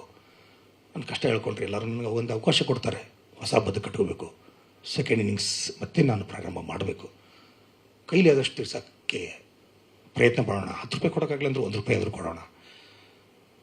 ಅವ್ರ ಮುಂದೆ ಇದ್ದರೆ, ಕಣ್ಣು ಮುಂದೆ ಇದ್ದರೆ ಅದನ್ನ ರೀತಿಯೇ ಬೇರೆ. ನಾನು ಹೋಗಿದ್ದು ತಪ್ಪಿದು, ನಾನು ಮಾಡಿದ ತಪ್ಪು ಅಂತ ನನಗೆ ಯಾವಾಗಲೂ ಕಾಡ್ತಾಯಿತ್ತು. ನಾನು ಏನೇ ಹೇಳ್ಕೊಬೇಕಂದ್ರೂ ದೇವ್ರ ಹತ್ರನೇ ಹೇಳ್ಕೋಬೇಕು, ರಾಯರ ಹತ್ರನೇ ಹೇಳ್ಕೋಬೇಕು. ನಾನು ರಾಯರನ್ನು ಭಾಳ ನಂಬ್ತೀನಿ. ರಾಯರೇ ನನ್ನ ಫ್ರೆಂಡ್, ಅವ್ರ ಮುಂದೆ ಕಷ್ಟ ಹೇಳ್ಕೋಬೇಕು ಅಂತ ಒಂದು ನೋವನ್ನು ಅನುಭವಿಸಿದೆ ಎಲ್ಲರನ್ನು ಬಿಟ್ಟು. ಇಷ್ಟರ ಮಧ್ಯದಲ್ಲಿ ನನ್ನ ತಂದೆ ತೀರೋದ್ರು, ಬರಲಿಕ್ಕಾಗಲಿಲ್ಲ. ನನ್ನ ತಾಯಿ ತೀರೋದ್ರು, ಬರಲಿಕ್ಕಾಗಲಿಲ್ಲ. ನಮ್ಮ ಅಜ್ಜಿ ತೀರೋದ್ರು, ಬರಲಿಕ್ಕಾಗಲಿಲ್ಲ. ನನ್ನ ಫ್ರೆಂಡ್ ಪ್ರವೀಣ್ ತೀರೋದ್ರು, ಬರಲಿಕ್ಕಾಗಲಿಲ್ಲ. ಒಂದು ಹಿಡಿ ಮಣ್ಣಕ್ಕಾಗಲಿಲ್ಲ ಸರ್. ಭಾಳ ಬೇಜಾರಾಯಿತು. ನನ್ನ ತಾಯಿ ಯಾವಾಗಲೂ ಹೇಳ್ತಾಯಿದ್ರು, ನೋಡು, ಜೀವನದಲ್ಲಿ ನೀನು ಏನು ಮಾಡ್ತೀಯೋ ಗೊತ್ತಿಲ್ಲ. ಸುಖದಾಗ ಯಾವ್ದಾರು ಫಂಕ್ಷನ್ ಒಳ್ಳೆ ಫಂಕ್ಷನ್ ಇದ್ದಾಗ ಹೋಗಲಿಲ್ಲ ಅಂದರೂ ಅಷ್ಟಾಯಿತು. ಯಾರು ಸತ್ತಾಗ ಹೋಗಿ ಅವ್ರ ಕೊನೆ ಟೈಮಲ್ಲಿ ಅವ್ರ ಮುಖ ನೋಡಿ ಹಿಡಿ ಮಣ್ಣು ಹಾಕಿ ಬಂದರೆ ಅದರಲ್ಲಿ ಸಿಗೋ ಪುಣ್ಯನೇ ಬೇರೆ. ನೀ ಅದನ್ನು ಮಾಡಬೇಕು ಅಂತ ಹೇಳ್ತಿದ್ರು. ನಮ್ಮ ತಾಯಿ ಯಾವುದ್ರ ಮದುವೆ ತಪ್ಪಿಸಿಲ್ಲ ಅಂದರೂ ಯಾವ್ದು ಸತ್ತದ ಅಂದರೆ ಮೊದಲು ಓಡೋಗ್ಬಿಡ್ತಿದ್ರು. ಆ ಥರ ವ್ಯಕ್ತಿ. ಅವ್ರ ಕಡೆ ಕೇಳಿ ಬೆಳೆದಿದ್ದೆ. ನಾನು ಅದನ್ನು ನಡೆಸ್ತಿದ್ದೆ, ಕೆಲವು ತಕ್ಕ ಮಟ್ಟಿಗೆ ನಾನು ನಡೆಸ್ತಾ ಇದ್ದೆ ಇಲ್ಲಿದ್ದಾಗ. ಆದರೆ ನನ್ನ ತಂದೆ ತಾಯಿಗೆ ಹಿಡಿ ಮಣ್ಣು ಹಾಕಕ್ಕೆ ನಾನೇ ಇರಲಿಲ್ಲ. ಎಷ್ಟು ವಿಪರಸ್ಯ ನೋಡಿ, ವಿಧಿ ಅಂದರೆ ಹಿಂಗೆ. ನಾನೇ ನನ್ನ ತಂದೆ ತಾಯಿಗೆ ಹಿಡಿ ಮಣ್ಣು ಹಾಕೋಕ್ಕಾಗಲಿಲ್ಲ.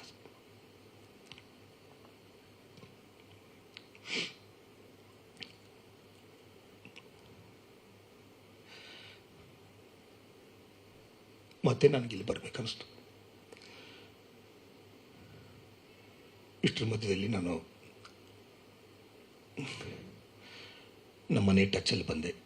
ಒಂದೂವರೆ ವರ್ಷದಿಂದ, ಒಂದೂವರೆ ವರ್ಷ, 1 ವರ್ಷ 3 ತಿಂಗಳು ಅಂದ್ಕೊಂಡೆ. ಬಂದೆ, ಟಚ್ಚಲ್ಲಿ ಬಂದುಬಿಟ್ಟು ಹಿಂಗೆ ಬರ್ತಾಯಿದ್ದೀನಿ ಅಂತಂದ್ರು. ಅವಾಗೆಲ್ಲ ನಡೆದ ವಿಷಯ ಗೊತ್ತಾಯಿತು, ಬೇಜಾರಾಯಿತು. ಬಂದೆ ನಾನು. ಅದೇ ಟೈಮಲ್ಲಿ ಸ್ವಲ್ಪ ದರ್ಶನ್ ಸರ್ದು ಏನೋ ಇಶ್ಯೂ ನಡೆದಿತ್ತು, ನನ್ನ ಬಗ್ಗೆನೂ ಅದರಲ್ಲಿ ಏನೋ ಬಂದಿತ್ತು. ಬಟ್ ನಾನು ಇದ್ದೀನಿ ಅಂತ ಹೇಳೋಕ್ಕಂತ ಬರಬೇಕಂದೆ. ಅದೇ ಟೈಮಲ್ಲಿ ನನಗೆ ಕಿವಿ ಆಪ್ರೇಷನ್ ಆಗಿತ್ತು. ಕಿವಿ ಆಪ್ರೇಷನ್ ಆಯಿತು. ಅದು ಕಲ್ಚರ್ ಟೆಸ್ಟ್ ಮಾಡಿದ್ರೆ TB ಆಗಿತ್ತು ನನಗೆ. ಮತ್ತು ನಾನು 4 ತಿಂಗಳ ಬೆಡ್ ರೆಸ್ಟ್ ತೊಗೋಬೇಕಾಯಿತು. 4 ತಿಂಗಳು ಫುಲ್ ಮೆಡಿಕೇಷನ್ಲಿದ್ದೆ. ಅದೆಲ್ಲ ಕ್ಲಿಯರ್ ಆಯಿತು. ಥ್ರೋಟ್ ಆಪ್ರೇಷನ್ ಆಯಿತು, ಕಿಡ್ನಿ ಸ್ಟೋನ್ ಆಪ್ರೇಷನ್ ಆಯಿತು. ನನಗೆ 1 ಅಲ್ಲ 2 ಅಲ್ಲ, ಭಾಳ ಅನುಭವಿಸ್ಬಿಟ್ಟೆ. ಅದಾದಮೇಲೆ ಸ್ವಲ್ಪ ಕ್ಲಿಯರಾಗಿ ನಂದು ಒಂದು ಕೇಸ್ ಇತ್ತು, ಅರ್ಜುನ್ ಸರ್ಜಾ ಅವ್ರದ್ದು. ನಂದು ಅವ್ರಿಗೆ 2 ಚೆಕ್ ಕೊಟ್ಟಿದ್ದೆ ನಾನು, ಸೆಕ್ಯೂರಿಟಿ ಪರ್ಪಸ್ ಅಕೌಂಟ್ಸ್ ಪ್ರೇಮ ಬರ ಡಿಸ್ಟ್ರಿಬ್ಯೂಷನಲ್ಲಿ. ಆ 2 ಚೆಕ್ಕನ್ನು ಅವರು ಪ್ರೆಸೆಂಟ್ ಮಾಡಿದ್ರು, ಅದು ಬೌನ್ಸ್ ಆಗಿತ್ತು. ಅದ್ರ ಮೇಲೆ ನನಗೆ ಸರ್ಚ್ ವಾರಂಟ್ ಇಶ್ಯೂ ಆಗಿತ್ತು. ನನಗೆ ವಿಷಯ ಗೊತ್ತಾಯಿತು. ಸೊ ನಾನು ಬೇಲ್ ತೊಗೊಳ್ಳೇಬೇಕಿತ್ತು. ನಾನು ನಮ್ಮ ಬ್ರದರ್ ಮೂಲಕ ಅವ್ರ ಲಾಯರನ್ನು ಅಪ್ರೋಚ್ ಮಾಡೋಕ್ಕೆ ಟ್ರೈ ಮಾಡಿದ್ವಿ. ಬಟ್ ಆಮೇಲೆ ಸ್ವಲ್ಪ ಏನೋ ಆಗಲಿಲ್ಲ. ಅದಾದಮೇಲೆ ನಾವೇ ಬೇಲ್ ತೊಗೊಂಡೆ. ಹೋದ ವರ್ಷ ಮೇ 29ಕ್ಕೆ ನಾನು ಬೇಲ್ ತೊಗೊಂಡಿರೋದು. ಫಸ್ಟ್ ಟೈಮ್ ನಾನು ಬೆಂಗಳೂರು ಬಂದಿದ್ದೆ. ಅವಾಗ ಬೆಂಗಳೂರು ಬಂದೆ ಆಫ್ಟರ್ 7 ಇಯರ್ಸ್ ಆದಮೇಲೆ. ಬೇಲ್ ತೊಗೊಂಡೆ. ಬೇಲ್ ತೊಗೊಂಡಾದ್ಮೇಲೆ ಇಲ್ಲಿಲ್ಲ, ಮತ್ತೆ ಹೋದೆ. ದಿನಕರನ್ ಭೇಟಿಯಾದೆ. ನನ್ನ ಗತಿ ಆಗ್ತಾರ ಅಂದರೆ ದಿನಕರ್ ಜೊತೆ ನಾನು ಹೆಚ್ಚಿಗೆ ಒಡನಾಟ, ಅವನ ಜೊತೆ ನಾನು ಹೆಚ್ಚಿಗೆ ಪಿಕ್ಚರ್ ಮಾಡಿರೋದು. ನನ್ನ ಒಳ್ಳೆ ಫ್ರೆಂಡ್ ಬೇರೆ. ಅವನು ಭೇಟಿ ಆದಮೇಲೆ ದರ್ಶನ್ ಸರ್ ಅವಾಗ ಊರಲ್ಲಿ ಇರಲಿಲ್ಲ, ಇಲ್ಲೇ ಇದ್ದರು. ಅವರು ಬೆಂಗಳೂರಿದ್ದರು. ಅವಾಗ ಅವ್ರಿಗೆ ಬೇಲ್ ಮೇಲೆ ಹೊರಗೆ ಬಂದಿದ್ದರು. ಮೀಟ್ ಆಗಲಿಲ್ಲ. ಅದು ಹಾಗೆ 3 ದಿನಕ್ಕೆ ಸರ್ ನಾನು ವಾಪಸ್ ಇನ್ನೊಂದು ವಾರ ದೇವಸ್ಥಾನಕ್ಕೆ ಹೋಗಿ ಬರಬೇಕಂತ ಹೋಗಿದ್ದೆ. 3 ದಿನಕ್ಕೆ ಸರ್ ನನಗೆ ಸ್ಟ್ರೋಕ್ ಆಯಿತು, ಪ್ಯಾರಲಿಸಿಸ್ ಆಯಿತು. 7 ತಿಂಗಳು ಮತ್ತೆ ಬೆಡ್ ರೆಸ್ಟ್. ನಾನು ಮೇ 29ಕ್ಕೆ ಬೇಲ್ ತೊಗೊಂಡಿದ್ದೀನಿ. ಅದಾದಮೇಲೆ 7.5 ತಿಂಗಳು ನಾನು ಮತ್ತೆ ಬೆಡ್ ರೆಸ್ಟ್ ತೊಗೊಂಡೆ. ಫುಲ್ ಫಿಸಿಯೋಥೆರಪಿ ಮಾಡಿಸ್ತೇನೆ. ನನಗೆ ವಾಪಸ್ ಬರಬೇಕು, ದುಡಿಬೇಕು ಅಂತ ಬಂದಿದ್ದೀನಿ. ಈ ಟೈಮಲ್ಲಿ ಹಿಂಗೆ ಆಗಿಬಿಡ್ತಲ್ಲಪ್ಪ, ಏನು ನನ್ನ ವಿಧಿನೇ ಹಿಂಗೆ ಬರೆದುಬಿಟ್ಟಿದ್ದೀನಿ ಅಂತ ನಾನು ಅಷ್ಟು ಬೇಜಾರು ಮಾಡ್ಕೊಂಬಿಟ್ಟಿದ್ದೀನಿ. ಮತ್ತು 7 ತಿಂಗಳು ಬೆಡ್ ರೆಸ್ಟ್, ಫಿಸಿಯೋಥೆರಪಿ ಇದು ಮಾಡಿ, ಸ್ವಲ್ಪ ವಾಕಿಂಗ್ ಮಾಡಿ, ಸ್ವಲ್ಪ ವಿಲ್ ಪವರ್ ತೊಗೊಂಡು ಮತ್ತೆ ರೆಡಿ ಆದೆ ಸರ್. ರೆಡಿಯಾಗಿ ಬೆಂಗಳೂರಿಗೆ ಬಂದೆ. ನಾನು ಏನು ಮಾಡಿದೆ ಅಂದರೆ, ಮೊದಲೇ ಕೆಲಸ, ಈಗ 1-1.5 ತಿಂಗಳಿಂದ ಬಂದೆ ಬೆಂಗಳೂರಿಗೆ. ನಾನು ಯಾರಿಗೂ ಪ್ರೆಸ್ ಮೀಡಿಯಾದವ್ರಿಗೆ ಯಾರಿಗೂ ಸಿಗಲಿಲ್ಲ. ಫಸ್ಟಿಗೆ ಸಿಗಬೇಕು ಅಂದ್ಕೊಂಡಿದ್ದೆ, ಸಿಗಲಿಲ್ಲ. ನಾನು ಒಬ್ಬ ಗುಡ್ ಫ್ರೆಂಡ್ ಹೇಳಿದ್ರು, ಇಲ್ಲ ನೀನು ಯಾರ್ಯಾರ ಹತ್ರ ದುಡ್ಡು ತೊಗೊಂಡಿದ್ದೀಯ ಅವ್ರು ಮೊದಲು ಅಪ್ರೋಚ್ ಆಗು, ಆಮೇಲೆ ಪ್ರೆಸ್ ಮೀಟ್ ಮಾಡು ಅಂತಂದರು. ನನಗೇನು ಆ ಮೂಮೆಂಟಲ್ಲಿ ಹಂಗೆ ಅನ್ನಿಸ್ತು. ಅವ್ರು ಹೇಳಿದ್ದು ಕರೆಕ್ಟ್ ಅನ್ನಿಸ್ತು. ನಾನು ಯಾರ ಹತ್ರ ದುಡ್ಡು ತೊಗೊಂಡಿದ್ದೀನಿ, ಇಷ್ಟರ ಮನೆಗೆ ಸರ್ 23-24 ಜನ ಇದ್ದಾರೆ, ಅಲ್ಲಿ ಒಬ್ಬರು ಇಬ್ಬರು ಸಿಕ್ಕಿಲ್ಲ ನನಗೆ. ಇಷ್ಟರ ಮನೆಗೂ ನಾನು ಹೋಗಿದ್ದೀನಿ ಸರ್, ಎಲ್ಲರ ಮನೆಗೂ ಹೋಗಿದ್ದೀನಿ. ನಾನು ಕೊಡ್ತೀನಿ, ಸ್ವಲ್ಪ ಕಾಲಾವಕಾಶ ಕೊಡಿ. ನಾನು ಸೋತಿದ್ದೀನಿ, ನಿಜ, ಸತ್ತಿಲ್ಲ. ನಿಮ್ಮ ಕಣ್ಣು ಮುಂದೆನೇ ಇರ್ತೀನಿ, ಏನೋ ದುಡಿತೀನಿ, ಎಷ್ಟಾಗ್ತಷ್ಟು ಕೆಲಸ ಪ್ರಯತ್ನ ಮಾಡ್ತೀನಿ. ನನಗೊಂದು ಅವಕಾಶ ಕೊಡಿ, ಬದುಕಕ್ಕೆ ಒಂದು ಅವಕಾಶ ಕೊಡಿ, ಸೆಕೆಂಡ್ ಇನ್ನಿಂಗ್ಸ್ ಆರಂಭಿಸೋಕ್ಕೆ ಒಂದು ಅವಕಾಶ ಕೊಡಿ ಅಂತ ಎಲ್ಲರ ಹತ್ರ ರಿಕ್ವೆಸ್ಟ್ ಮಾಡಿಕೊಂಡೆ. ಗೊತ್ತಿಲ್ಲ ಸರ್, ರಾಯರು ಎಲ್ಲರೂ ಹೃದಯದಲ್ಲಿ ಬಂದಿದ್ರು ಏನೋ ಗೊತ್ತಿಲ್ಲ. ಎಲ್ಲರೂ ಒಳ್ಳೆತನದಲ್ಲೇ ನನ್ನ ಕಳಿಸ್ಕೊಟ್ರು. ಎಲ್ಲರೂ ಟೀ ಕಾಫಿ ಎಲ್ಲ ಕುಡಿಸಿ, ಏನಾಗಲ್ಲ, ನೀನು ಒಳ್ಳೆ ಉದ್ದೇಶದಿಂದ ಬಂದಿದೆಯಾ, ನೀನೇನು 1 ರೂಪಾಯಿನೂ ದುಡ್ಡು ತೊಗೊಂಡಿಲ್ಲ, ನಮಗೆ ಗೊತ್ತು. ನೀನು ಕೊಡಬೇಕು ಅನ್ನೋ ಉದ್ದೇಶದಿಂದ ವಾಪಸ್ ಬಂದಿದ್ದೆಲ್ಲ, ಮನೆವರೆಗೂ ಹುಡ್ಕೊಂಡು ಬಂದಿದ್ದೆಲ್ಲ, ಅದೇ ಗ್ರೇಟು. ನೀನು ಅರ್ಧ ಗೆದ್ದಂಗೆ, ನೀವು ಹೋಗು, ನಾವೆಲ್ಲ ನಿನ್ನ ಸಪೋರ್ಟ್ ಇರ್ತೀವಿ, ನಿನ್ಗೆ ಆದ ಕೊಡು ಅಂತ ಎಲ್ಲರೂ ಒಂದೊಂದು ಥರ ಧೈರ್ಯ ಹೇಳಿ ಕಳಿಸಿದ್ರು. ಒಳ್ಳೆತನ ಹೆಂಗೂ ಇರುತ್ತೆ ಅಂತ ಗೊತ್ತಾಗಿದ್ದೆ ನಾನು ಇವ್ರನ್ನೆಲ್ಲ ಮೀಟ್ ಆದಾಗ. ಖುಷಿ ಆಯಿತು. ಎಲ್ಲರನ್ನೂ ಮೀಟ್ ಆದಮೇಲೆ ಪ್ರೆಸ್ ಮೀಟ್ ಮಾಡಬೇಕು ಅಂತ ಡಿಸೈಡ್ ಮಾಡಿದೆ. ಅಷ್ಟರಲ್ಲಿ ಮೊನ್ನೆ ಯಾರನ್ನೋ ಮೀಟ್ ಹಾಕೊಂಡು ಹೋದಾಗಲೇ ಒಂದು ಸಿನಿ ಬಜೆಲೆಲ್ಲ ಒಂದು ಕಡೆ ಬಂತು. ನಾನು ಅಷ್ಟೊತ್ತಿಗೆ ರೆಡಿಯಾಗಿದ್ದೆ. PR ಸರ್, ವೆಂಕಟೇಶ್ ಸರಿ ಫೋನ್ ಮಾಡಿದ್ದೆ ಮಂಗಳವಾರ ಬೆಳಗ್ಗೆ. ಅವ್ರು ಊರಲ್ಲಿ ಇರಲಿಲ್ಲ. ಬುಧವಾರ ಸಿಗ್ತೀನಿ ಅಂತಂದರು. ನಿನ್ನೆ ಸಿಕ್ಕು ಎಲ್ಲ ಮಾತಾಡಿ ಇವತ್ತು ಅರೇಂಜ್ ಮಾಡಿ ನಿಮ್ಮ ಎದುರುಗಡೆ ಬಂದು ಕೂತಿದ್ದೀನಿ ಸರ್. ನಾನು ಬೆಂಗಳೂರು ಬಿಡಬೇಕಾದ್ರೂ ಬರಗೈಲಿದ್ದೆ, ಇವತ್ತು ಬರಗೈಲಿದ್ದೀನಿ. ಏನೋ ಮಾಡ್ತೀನಿ ಅಂತ ಬಂದಿದ್ದೀನಿ. ನಿಮ್ಮೆಲ್ಲರದ್ದು ಸಹಕಾರ ಬೇಕು, ಸಪೋರ್ಟ್ ಬೇಕು. ಸೋತಿದ್ದೀನಿ, ಆದರೆ ಇನ್ನೂ ಸತ್ತಿಲ್ಲ. ಏನೋ ಮಾಡ್ತೀನಿ, 100% ಮಾಡ್ತೀನಿ. ಇಷ್ಟೇ ನಾನು ನಿಮ್ಮ ಕಡೆ ಕಳಕಳಿಯಿಂದ ಕೇಳ್ಕೊಂಡು ಸರ್. ನಾನು ಹೇಳಿದೆ ನಿಮಗೆ, ನಾನು ಒಂದೇ ಬಿಸ್ನೆಸ್ ಮಾಡಿರಲಿಲ್ಲ. ಹೋಟೆಲ್ ಬಿಸ್ನೆಸ್ ಮಾಡಿದ್ದೆ, ಮೈನ್ಸ್ ಬಿಸ್ನೆಸ್ ಮಾಡಿದ್ದೆ, ನಂದು ಸಾಫ್ಟ್ವೇರ್ ಕಂಪನಿ ಮಾಡಿದ್ದೆ. ಎಲ್ಲದಕ್ಕೂ ಪ್ರೂಫ್ ಇದೆ, ಬೇಕಂದರೆ ಎಲ್ಲದಕ್ಕೂ ಪ್ರೂಫ್ ಇದೆ. ಪ್ಲಸ್ ಸ್ಯಾನಿಟರಿ ವೇರ್ಸ್ ಬಿಸ್ನೆಸ್ ಮಾಡಿದ್ದೆ. ಮತ್ತು ಫಿಲ್ಮ್ ಡಿಸ್ಟ್ರಿಬ್ಯೂಷನ್ ಒಂದೂ ಅಲ್ಲ ಸರ್, ತೆಲುಗುನೂ ಮಾಡಿದ್ದೀನಿ, ಕನ್ನಡನೂ ಮಾಡಿದ್ದೀನಿ. ನಾನು ಮೊದಲ ಸಲ ಫಿಲ್ಮ್ ಪ್ರೊಡ್ಯೂಸು ಮಾಡಿದ್ದೀನಿ. ಮದುವೆ ಮಮತೆ ಕರೆಯೋಲೆ ಪಿಕ್ಚರ್ ಪ್ರೊಡ್ಯೂಸು ಮಾಡಿದ್ದೀನಿ. ಅದರಲ್ಲೂ one of the part producer ನಾನು. ಮದುವೆ ಮಮತೆ ಕರೆ ತೂಗುದೀಪ ಪ್ರೊಡಕ್ಷನ್ ಮಾಡಿದ್ರು. ಎಲ್ಲ ನಾನು ಯಾವ ಕೈ ಹಿಡಿದಿಲ್ಲ ಸರ್, ಒಂದಿಷ್ಟು ಪಿಕ್ಚರ್ ಕೈ ಹಿಡಿದಿಲ್ಲ. ನಾನು ಹೇಳಿದ್ನಲ್ಲ ಸರ್, ನಾನು ಮುಂಚೆನೇ ಹೇಳಿದೆ, ನಂದು ಫೇಲ್ಯೂರ್ ಪರ್ಸೆಂಟೇಜ್ ಹೆಚ್ಚಿಗೆ ಆಯಿತು, ಪ್ರಾಫಿಟ್ ಪರ್ಸೆಂಟೇಜ್ ಕಡಿಮೆ ಆಯ್ತಲ್ಲ, ಹಿಟ್ಟಾಗಿರೋ ಪರ್ಸೆಂಟೇಜ್ ಕಡಿಮೆ ಆಯಿತು. ಅವೆಲ್ಲ ಸರಿ ಹೋದಾಗ ನಾನು ಸ್ವಲ್ಪ ಲಾಸಲ್ಲೇ ಹೆಚ್ಚಿಗೆ ಇದ್ದೆ.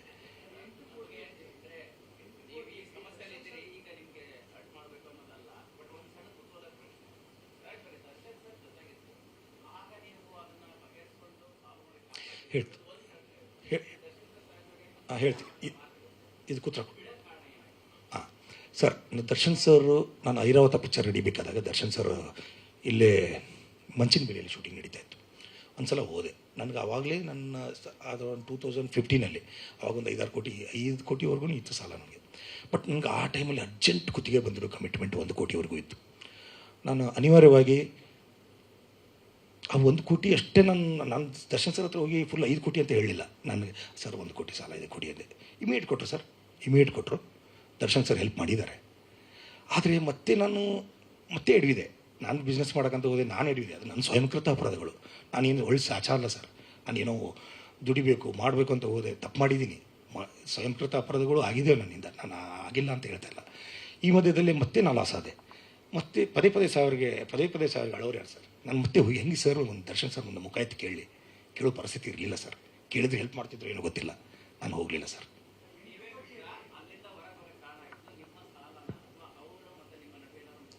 ಇವತ್ತು ಯಾವ ದೇವ್ರ ಮುಟ್ಟಿ ಹೇಳಿ ಅಂದರೂ ಹೇಳ್ತೀನಿ ಸರ್, ನನ್ನ ದರ್ಶನ್ ಸರ್ಗೆ ನಾನು ಹೊರಗೆ ಹೋಗೋ ವಿಷಯನೇ ಗೊತ್ತಿಲ್ಲ, ಹೊರಗಡೆ ಹೋಗೋ ವಿಷಯನೇ ಗೊತ್ತಿಲ್ಲ ಸರ್. ನಾನೇ ಹೋಗಿದ್ದು ಅಷ್ಟೇ. ಸಾಯ್ಬೇಕಂತ ಹೋದವನು ಅಂತ ಹೇಳಿದ್ನಲ್ಲ ಸರ್, ನಾನು ಎಲ್ಲಿದ್ದೀನಿ ಅಂತಲೂ ಗೊತ್ತಿಲ್ಲ. ಅವ್ರದ್ದು ಎಲ್ಲ ಇವತ್ತಿನವರೆಗೂ ಸರ್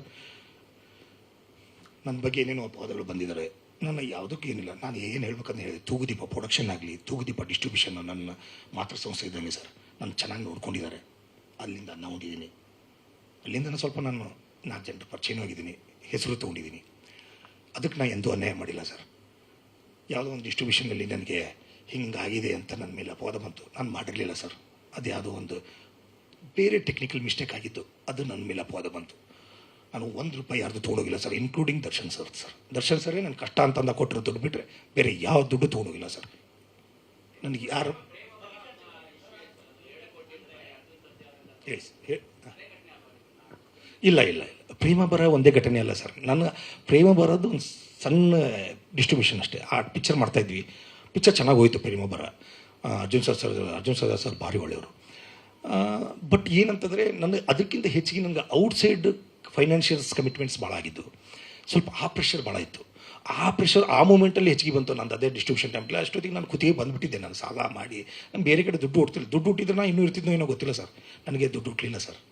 ನಂಗೆ ದುಡ್ಡು ನನ್ನ ರೇಂಜಿಗೆ ನಾನು ಎಲ್ಲಿ ಒಂದು ಪೇಪರ್ ಕೊಟ್ಟವನಲ್ಲ, ಒಂದು ಡಾಕ್ಯುಮೆಂಟ್ ಇಲ್ಲ, ಒಂದು ಆಸ್ತಿ ಮಾಡಿದವನಲ್ಲ, 1 ರೂಪಾಯಿ ಮನೆ ಮಾಡಿದವನಲ್ಲ ಸರ್.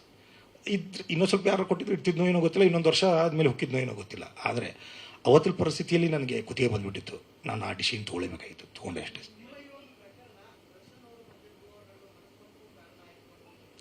ಏನು ಸರ್?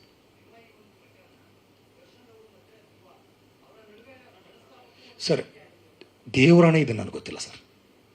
ಇದು ಏನು ನಾನು ಹೋದ್ಮೇಲೆ ನಡೆದಿರೋ ವಿಷಯ ಸರ್. ಇದು ನನಗೇನು ಗೊತ್ತಿಲ್ಲ ಸರ್. ದೇವರಾಣೆ ನಾನು ಹೋದ್ಮೇಲೆ ಆಗಿದೆ ಸರ್. ಏನೇನಾಗಿದೆ ಅಂತ ಗೊತ್ತಿಲ್ಲ ಸರ್. ಅಲ್ಲ ಕರೆಕ್ಟು, ಬಟ್ ಅದು ಏನಾಗಿದೆ ಏನು ಅಂತ ನನಗೆ ಗೊತ್ತಿಲ್ಲ. ನಾನು ತಿಳ್ಕೊಬೇಕು ಸರ್. ಈಗ ಅದು ನಿಜವಾಗ್ಲೂ ನನಗೆ ಗೊತ್ತು. ನನ್ನ ಆಪ್ಷನ್ಸಲ್ಲಿ ನಡೆದಿರೋದು ಸರ್, ಅದು ನನಗೆ ಗೊತ್ತಿಲ್ಲ. ಕೇಳ್ತೆ ಇಲ್ಲ, ಈ ಪ್ರೇಮ ಬರಹ ಡಿಸ್ಟ್ರಿಬ್ಯೂಷನ್ ಮಾಡೋ ಅಂತ ಹೇಳಿದ್ದೆ ದರ್ಶನ್ ಸರ್. ಅಲ್ಲ ಹೇಳ್ತೀನಿ ಅಲ್ಲ ಸರ್, ಹೇಳ್ತೀನಿ ಅದನ್ನು ಹೇಳ್ತೀನಿ.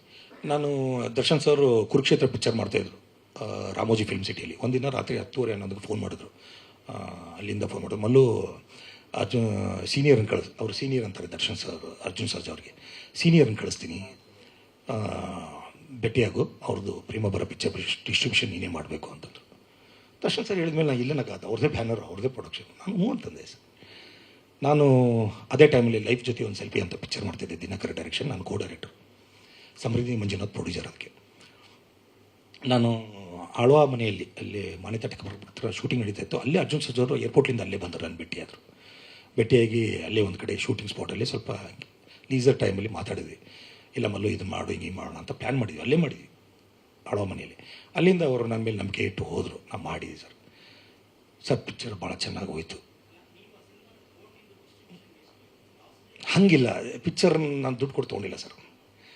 ಪಿಕ್ಚರ್ ಡಿಸ್ಟ್ರಿಬ್ಯೂಷನ್ ಆ ಥರ ವರ್ಕ್ ಆಗಲ್ಲ. ಒಬ್ಬೊಬ್ಬ ಒಂದೊಂದು ಡಿಸ್ಟ್ರಿಬ್ಯೂಷನ್ಲಿ ನಾನಾ ರೇಟ್ ಇದ್ದಾವೆ. MG ಅಂತ ಇದೆ, ಮಿನಿಮಮ್ ಗ್ಯಾರಂಟಿ ಅಂತ ಇದೆ, NRI ಅಂತ ಇದೆ, ಅಡ್ವಾನ್ಸ್ ಅಂತ ಇದೆ, ಔಟ್ ರೇಟ್ ಅಂತ ಇದೆ. ಹಾಗೆ ಕಮಿಷನ್ ಬೇಸ್ ಮೇಲೆ ಮಾಡೋ ಡಿಸ್ಟ್ರಿಬ್ಯೂಷನ್ ಬೇರೆ, 5-6 ವೆರೈಟಿ ಇದಾವೆ ಸರ್. ನಾನು ತೊಗೊಂಡಿದ್ದು ಕಮಿಷನ್ ಬೇಸ್ ಮೇಲೆ. ನಾನು ₹1 ಅವ್ರ ಕಡೆ ಇಸ್ಕೊಂಡಿರಲಿಲ್ಲ. ನಾನು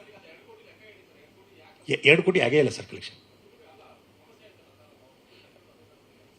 ಇಲ್ಲಿ 2 ಕೋಟಿ ನೀವು ಚೆಕ್ ಮಾಡಿ ಸರ್, 2 ಕೋಟಿ ಅಲ್ಲ 1 ಕೋಟಿ. ಹಾಂ ಹೇಳ್ತೀನಿ ಸರ್. ಈಗ ಹಾಂ ಇಲ್ಲ ನಾನು ಹೇಳ್ತೀನಿ, ದರ್ಶನ್ ಸರ್ ಹೇಳಿದರು, ಪ್ರೇಮ ಬರೋ ಡಿಸ್ಟ್ರಿಬ್ಯೂಷನು ಆಯಿತು, ಚೆನ್ನಾಗೂ ಮಾಡಿದೆ, ಎಲ್ಲನೂ ನಡೀತಾ ಇತ್ತು. ನಂದು ಬೇರೆ ಔಟ್ಸೈಡ್ ಪ್ರೆಷರ್ಗಳು ಭಾಳ ಆಗಿದ್ದರಿಂದ ನಾವು ಹೋದೆ. ಪ್ರೇಮ ಬರೋಗೋಸ್ಕರ ಅಲ್ಲ ಸರ್, ಈಗೂ ಹೇಳ್ತೀನಿ. ಪ್ರೇಮ ಬರೋ ಡಿಸ್ಟ್ರಿಬ್ಯೂಷನ್ ಮಾಡಿದೆ, ಇದು ಕೋರ್ಟಲ್ಲಿದೆ, ಹೆಚ್ಚಿಗೆ ಮಾತಾಡಬಾರ್ದು. ಆದರೂ ದೇವ್ರ ಮೇಲೆ ಭಾರ ಹಾಕಿ ಹೇಳ್ತೀನಿ ಅಷ್ಟೇ, ಏನು ನಡೀತು ಅಂತ ಹೇಳ್ತೀನಿ. ಪ್ರೇಮ ಬರ ಪಿಕ್ಚರ್ ಡಿಸ್ಟ್ರಿಬ್ಯೂಷನ್ ಮಾಡಿದೆ, ಅದರ ಪೋಸ್ಟರ್ದ ಎ ಟು ಜೆಡ್ ಅದರದ್ದು ಎಕ್ಸ್ಪೆನ್ಸ್ ನಾನೇ ನೋಡಿಕೊಂಡೆ ಸರ್. ₹1 ಅರ್ಜುನ್ ಸರ್ಜಾ ಸರ್ ಕಡೆಯಿಂದ ಇಸ್ಕೊಂಡಿಲ್ಲ, ₹1 ಇಸ್ಕೊಂಡಿಲ್ಲ ಸರ್. ಹೋಲ್ ಪ್ರಿಂಟು, ಪಬ್ಲಿಸಿಟಿ, ಅದು ಇದು ಯೋಫೋ ಕ್ಯೂಬ್ ಎಲ್ಲ ನಾನೇ ₹1 ತಗೊಂಡಿಲ್ಲ. ಟೋಟಲ್ 1 ಕೋಟಿ ಚಿಲ್ಲರ ಕಲೆಕ್ಷನ್ ಆಯ್ತು ಸರ್. ಅದು ಓಪನ್ ಆಗಿ ಹೇಳ್ಬಿಡ್ತೀನಿ ಸರ್, ಇದು ಕೋರ್ಟಲ್ಲಿದೆ, ಆದರೂ ಹೇಳಬಾರ್ದು, ದೇವ್ರ ಮೇಲೆ ಭಾರ ಹಾಕಿ ಹೇಳ್ತೀನಿ. 1,15,20 ಲಕ್ಷ ಕಲೆಕ್ಷನ್ ಆಯ್ತು ಸರ್ ನನಗೆ. ಅದೇ ಫಿಗರ್ ಮರ್ತಿದ್ದೀನಿ ಅಷ್ಟೇ, ನಿಯರ್ ಬೈ. ಅದನ್ನು ನಂದು ಎಕ್ಸ್ಪೆನ್ಸ್ ಅದೆಲ್ಲ ತೆಗೆದುಬಿಟ್ಟು, ನಾನೇ ಎಕ್ಸ್ಪೆನ್ಸ್ ಮಾಡಿದ್ದಲ್ಲ, ಎಕ್ಸ್ಪೆನ್ಸ್ ನಾನೇ ಕೊಡಬೇಕು. ಎಕ್ಸ್ಪೆನ್ಸ್ ಅದೆಲ್ಲ ತೆಗೆದುಬಿಟ್ಟು ಅವ್ರಿಗೆ ಕೊಡಬೇಕಾಯ್ತು 47-48 ಲಕ್ಷ ಸರ್. 50 ಲಕ್ಷ ಹೆಚ್ಚು ಕಡಿಮೆ, ನಿಯರ್ ಬೈ 50 ಲ್ಯಾಕ್ಸ್. ನಾನು ಅವ್ರಿಗೆ ಇನ್ನೂ ಅದು ಅಕೌಂಟ್ ಪಿಕ್ಚರ್ ಸೆಟ್ಲ್ಮೆಂಟಲ್ಲಿತ್ತು, ಅಂದರೆ ಇನ್ನೂ ಫುಲ್ ಸೆಟ್ಲ್ಮೆಂಟ್ ಆಗಿರಲ್ಲ. ಯಾಕಂದರೆ ಪಿಕ್ಚರ್ ಇನ್ನೂ ರನ್ನಿಂಗಲ್ಲಿತ್ತು. ನಾನು ಊರು ಬಿಡಬೇಕಾದಾಗ ಇನ್ನೂ ರನ್ನಿಂಗಲ್ಲಿತ್ತು ಪಿಕ್ಚರ್. ಇನ್ನೂ ಥಿಯೇಟ್ರ್ ಕೆಲವು ಥಿಯೇಟ್ರಲ್ಲಿ ಓಡ್ತಾ ಇತ್ತು. ಪಿಕ್ಚರ್ ಯಾವಾಗ ಸೆಟ್ಲ್ಮೆಂಟಿಗೆ ಬರುತ್ತೆ ಅಂತಂತಂದರೆ ಎಲ್ಲ ಮುಗಿದ ಮೇಲೆ. ನಂದು ಆವಾಗ ಒಂದು 5-6 ವಾರ ಆಗಿತ್ತು. 5-6 ವಾರದ ಅಕೌಂಟ್ ಕೊಟ್ಟಿದ್ದೆ ಅವ್ರಿಗೆ ಅಷ್ಟೇ. 5-6 ವಾರದ ಅಕೌಂಟ್ಸ್ ಕೊಟ್ಟಿದ್ದೆ. ಅದರಲ್ಲಿ 1 ಕೋಟಿ ಅಷ್ಟು ಆವಾಗ ಲೆಕ್ಕದಲ್ಲಿ 120 ಎಷ್ಟು ಕೊಡಬೇಕಾಗಿತ್ತು ನಾವು ಟೋಟಲ್. ಅದರಲ್ಲಿ 67 ಲಕ್ಷನೋ ಎಷ್ಟೋ ನಾನು ಎಕ್ಸ್ಪೆನ್ಸ್ ಮಾಡಿದ್ದೆ. ಕಟ್ ಮಾಡಿದರೆ ಒಂದು 48-49 ಲಕ್ಷ ಅವ್ರಿಗೆ ನಾನು ಕೊಡಬೇಕಾಗಿತ್ತು. ಇದು ಓವರ್ ಆಲ್ ಫ್ಯಾಕ್ಟ್ ಸರ್. ಅವ್ರ ಹತ್ರ ನಾನು ನಮ್ಮ ಆಫೀಸಲ್ಲಿ ದೀಪಕ್ ಅಂತ ಇದ್ದಾರೆ, ನನ್ನ ಅಸಿಸ್ಟೆಂಟ್. ಅವ್ರು ನನ್ನ ಅಕೌಂಟ್ಸ್ ಎಲ್ಲ ನೋಡ್ಕೊತಾ ಇದ್ರು. ಅವರು ನನಗೆ ಅಕೌಂಟ್ಸ್ ಎಲ್ಲ ಮಾಡಿಟ್ಟಿದ್ರು. ಅವರೇ ಯಾವಾಗಲೂ ನನ್ನ ಅಕೌಂಟ್ಸ್ ನೋಡ್ಕೊಳೋದು, ಎಲ್ಲ ಪಿಕ್ಚರ್ ಡಿಸ್ಟ್ರಿಬ್ಯೂಷನ್ನು, ಕಲೆಕ್ಷನ್ ಎಲ್ಲ ವೀಕ್ಲಿ ಸ್ಟೇಟ್ಮೆಂಟ್ ಅವರೇ ಮಾಡ್ತಾಯಿದ್ರು. ನಾನು ಅದನ್ನು ಒಯ್ದುಬಿಟ್ಟು ಅವ್ರಿಗೆ ಅವ್ರು ದೀಪಕ್ ಏನಂದ್ಬಿಟ್ಟು ಮಾಡಿಬಿಟ್ಟು ನನಗೆ ಕೊಟ್ಟರು. ಅದನ್ನು ಅಕೌಂಟಿಂಗ್ ಎಲ್ಲ ಮಾಡಿದ್ದೀನಿ ಸರ್, ಪ್ರೇಮ ಬರೋದು ಅಕೌಂಟ್ಸ್ ಮಾಡಿದ್ದೀನಿ, ಇಲ್ಲಿವರೆಗೂ ಏನೇನಾಗಿದೆ ಇದನ್ನು ನೋಡ್ಕೊಳ್ಳಿ ಸರ್ ಅಂತ ಕ್ರಾಸ್ ಚೆಕ್ ಮಾಡಿ ಅಂತಂದರು. ನಾನು ಆ ಟೈಮಲ್ಲಿ ಯಾವುದೋ ಫೈನಾನ್ಷಿಯಲ್ ಟ್ರಬಲ್ ಇಲ್ಲಿದ್ದೆ, ನಾನು ಕ್ರಾಸ್ ಚೆಕ್ ಮಾಡೋಕ್ಕೆ ಆಗಲಿಲ್ಲ. It's my mistake. ಅದರಲ್ಲಿ ನಾನು ಕ್ರಾಸ್ ಚೆಕ್ ಮಾಡೋಕ್ಕಾಗಿಲ್ಲ. ಅವ್ನು ಮಾಡೋ ಅಂದರೆ ದೀಪಕ್ ಚೆನ್ನಾಗಿ ಮಾಡಿ, ಎಲ್ಲ ಪಿಕ್ಚರು ಅವನು 10 ವರ್ಷದಿಂದ ನನ್ನ ಜೊತೆ ಇದ್ದಲ್ಲ, ಚೆನ್ನಾಗಿ ಮಾಡಿರ್ತಾನೆ ಅವ್ನ ನಂಬಿಕೆ ಮೇಲೆ. ಅದನ್ನೇ ಸ್ಟೇಟ್ಮೆಂಟ್ ಒಯ್ದುಬಿಟ್ಟು ಅರ್ಜುನ್ ಸರ್ಜಾ ಅವ್ರ ಮನೆಗೆ ಒಯ್ದುಕೊಟ್ಟೆ. ಇಲ್ಲೇ ಕೋರಮಂಗಲದಲ್ಲಿ ಊರಾಕಲ್ ಬಾಜುಕ್ ಅವ್ರ ಮನೆ ಇದೆ, ಅಲ್ಲಿ ಒಯ್ದುಕೊಟ್ಟೆ. ಕೊಟ್ಟ ತಕ್ಷಣ ಅವರು 2 ದಿನ ಬಿಟ್ಟು ಮಾತಾಡೋಣ ಮಲ್ಲು ಅಂತಂದರು. ಅವರೆಲ್ಲೋ ಅರ್ಜೆಂಟಲ್ಲಿದ್ದರು. 2 ದಿನ ಆದಮೇಲೆ ಬಂದೆ. 2 ದಿನ ಆದಮೇಲೆ ಫೋನ್ ಮಾಡಿದ್ರು, 2-3 ದಿನ ಆದಮೇಲೆ, ಮಲ್ಲು ಒಂದು ಸಲ ಬನ್ನಿ ಕಾಣಬೇಕು ನಿಮ್ಮನ್ನ ಅಂತಂದರು. ಹೋದೆ ಅವ್ರ ಮನೆಗೆ, ಅದೇ ಜಾಗಕ್ಕೆ ಹೋದೆ. ಧ್ರುವ ಸರ್ಜಾ ಅವರು ಕೂತಿದ್ರು, ಅರ್ಜುನ್ ಸರ್ಜಾ ಸರ್ ಇದ್ದರು, ಎಲ್ಲರೂ ಕೂತಿದ್ರು. ಅವರು ಒಂದಿಷ್ಟು ಪೆನ್ಸಿಲ್ ತೊಗೊಂಡು ಒಂದಿಷ್ಟು ಮಾರ್ಕ್ ಮಾಡಿದರು. ಅದರಲ್ಲಿ ಒಂದು 3-4 ಮಿಸ್ಟೇಕ್ ಆಗಿದ್ದು. ನೀವು ನಂಬಿ ಬಿಟ್ಟು ಬಿಡಿ ಸರ್, ಇಷ್ಟೇ ನಡೆದದ್ದು. 3-4 ಮಿಸ್ಟೇಕ್ ಆಗಿದ್ದು. ಯಾವುದೋ ಒಂದು ಥಿಯೇಟ್ರ್ 55,000 ಇದ್ದದ್ದು 60,000 ಆಗಿತ್ತು. ಯಾವುದೋ ಒಂದು ಥಿಯೇಟ್ರ್ ಬಾಡಿಗೆ 65,000 ಇದ್ದದ್ದು 55,000 ಆಗಿತ್ತು. ಹಿಂಗೇನೋ ಒಂದು ಪ್ಲಸ್ ಆಗಿತ್ತು, ಒಂದು ಮೈನಸ್ ಆಗಿತ್ತು. ಅವರು ನನಗೆ ಅವ್ರು ಪೆನ್ಸಿಲ್ಲೇ ಅವನು ಯಾರೋ ಬೇರೆ ಒಬ್ಬರ ಜೊತೆ ಇಟ್ಕೊಂಡ್ಬಿಟ್ಟು ಅವರೆಲ್ಲ ಕ್ರಾಸ್ ಚೆಕ್ ಮಾಡಿದಾಗ ಅವ್ರಿಗೇನೋ ಡೌಟ್ ಬಂದಿದೆ. ಅದರಲ್ಲಿ ಟೋಟಲ್ ಎಲ್ಲ ಸೇರಿ 60,000ರಿಂದ 1 ಲಕ್ಷ ಡಿಫ್ರೆನ್ಸ್ ಬಂದಿದ್ದು ನಿಜ ಒಪ್ಕೊತೀನಿ ನಾನು. ಆದರೆ ಅದು ನನ್ನ ನಜರಿಗೆ ಬೀಳಾರ್ದಂಗೆ ಆಗಿರೋ ಮಿಸ್ಟೇಕು. ನಮ್ಮ ದೀಪಕ್ ಮೇಲೆ ನಾನು ನಂಬಿದೆ, ದೀಪಕ್ ಕ್ರಾಸ್ ಚೆಕ್ ಮಾಡು ಅಂತ ನನಗೆ ಹೇಳಿದ, ನಾನು ಕ್ರಾಸ್ ಚೆಕ್ ಮಾಡಲಿಲ್ಲ, ಅದನ್ನೇ ಒಯ್ದು ಆ್ಯಸ್ ಇಟ್ ಈಸ್ ಕೊಟ್ಟೆ. ಅಲ್ಲಿ ಆಗಿರೋ ಮಿಸ್ಟೇಕಲ್ಲಿ 60-70 ಸಾವಿರ ಮ್ಯಾಕ್ಸಿಮಮ್ಮು ವಿದಿನ್ 1 ಲ್ಯಾಕ್ ಆಗಿರ್ಬೋದು ಸರ್, ಅಷ್ಟೇ ಮಿಸ್ಟೇಕ್. ಅಲ್ಲಿ ಪ್ಲಸ್ಸು ಆಗಿದೆ ಮೈನಸ್ಸು ಆಗಿದೆ. ಹಂಗೆ ನೋಡೋಕ್ಕಾದ್ರೆ 60-70 ಸಾವಿರ ಅಷ್ಟೇ ಸರ್ ಆಗಿದ್ದು.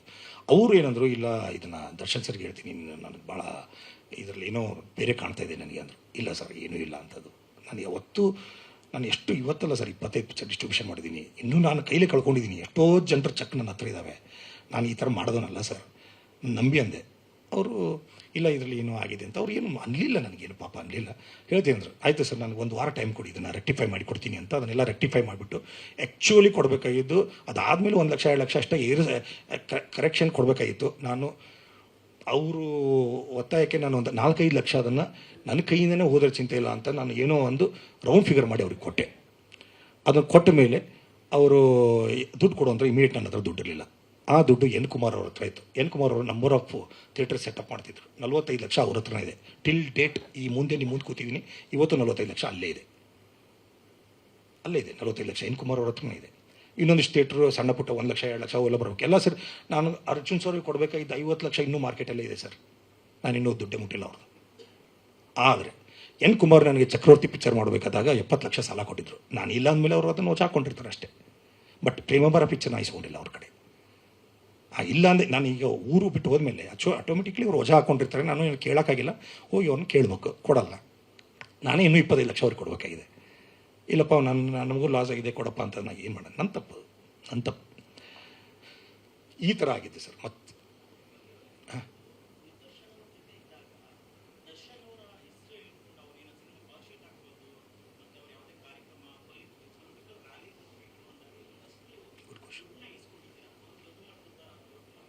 ಸರ್ ನನಗೆ ಒಂದು ಕಡೆ ಇದನ್ನು ಪ್ರೂವ್ ಮಾಡಿ ಕೊಟ್ಬಿಟ್ರೆ, ಒಂದು ಕಡೆ ಸರ್ ನಾನು ಇವತ್ತೇ ಓಪನ್ ಆಗಿ ಹೇಳ್ತೀನಿ, ಅಂತ್ಯಕಂತೆಗಳು ಬರ್ತಾವೆ ಸರ್. ಒಂದು ಕಡೆ ನಾನು ಪ್ರೂವ್ ಮಾಡಿಕೊಡಿ ಸರ್, ಒಂದು ಕಡೆ ಸರ್, ₹1 ಪ್ರೂವ್ ಮಾಡಿಕೊಡಿ ಸರ್. ನೀವು ಹೇಳ್ದಂಗೆ ಕೇಳ್ತೀನಿ ಸರ್, ಇದು ನನ್ನ ಕಾನ್ಫಿಡೆನ್ಸ್ ಸರ್.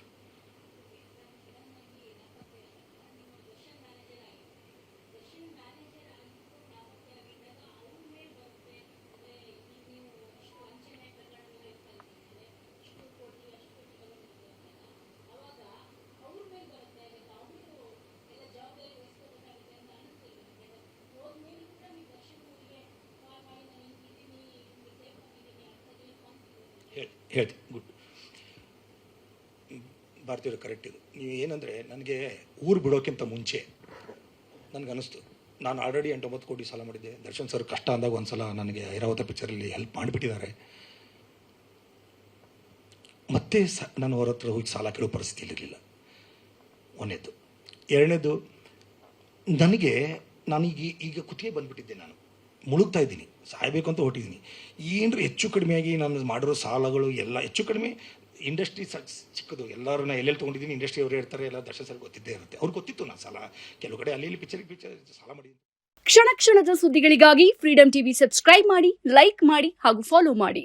ಹೊಸ ಸುದ್ದಿಗಳ ನೋಟಿಫಿಕೇಶನ್ಗಾಗಿ ಬೆಲ್ ಐಕಾನ್ ಮೇಲೆ ಕ್ಲಿಕ್ ಮಾಡಿ.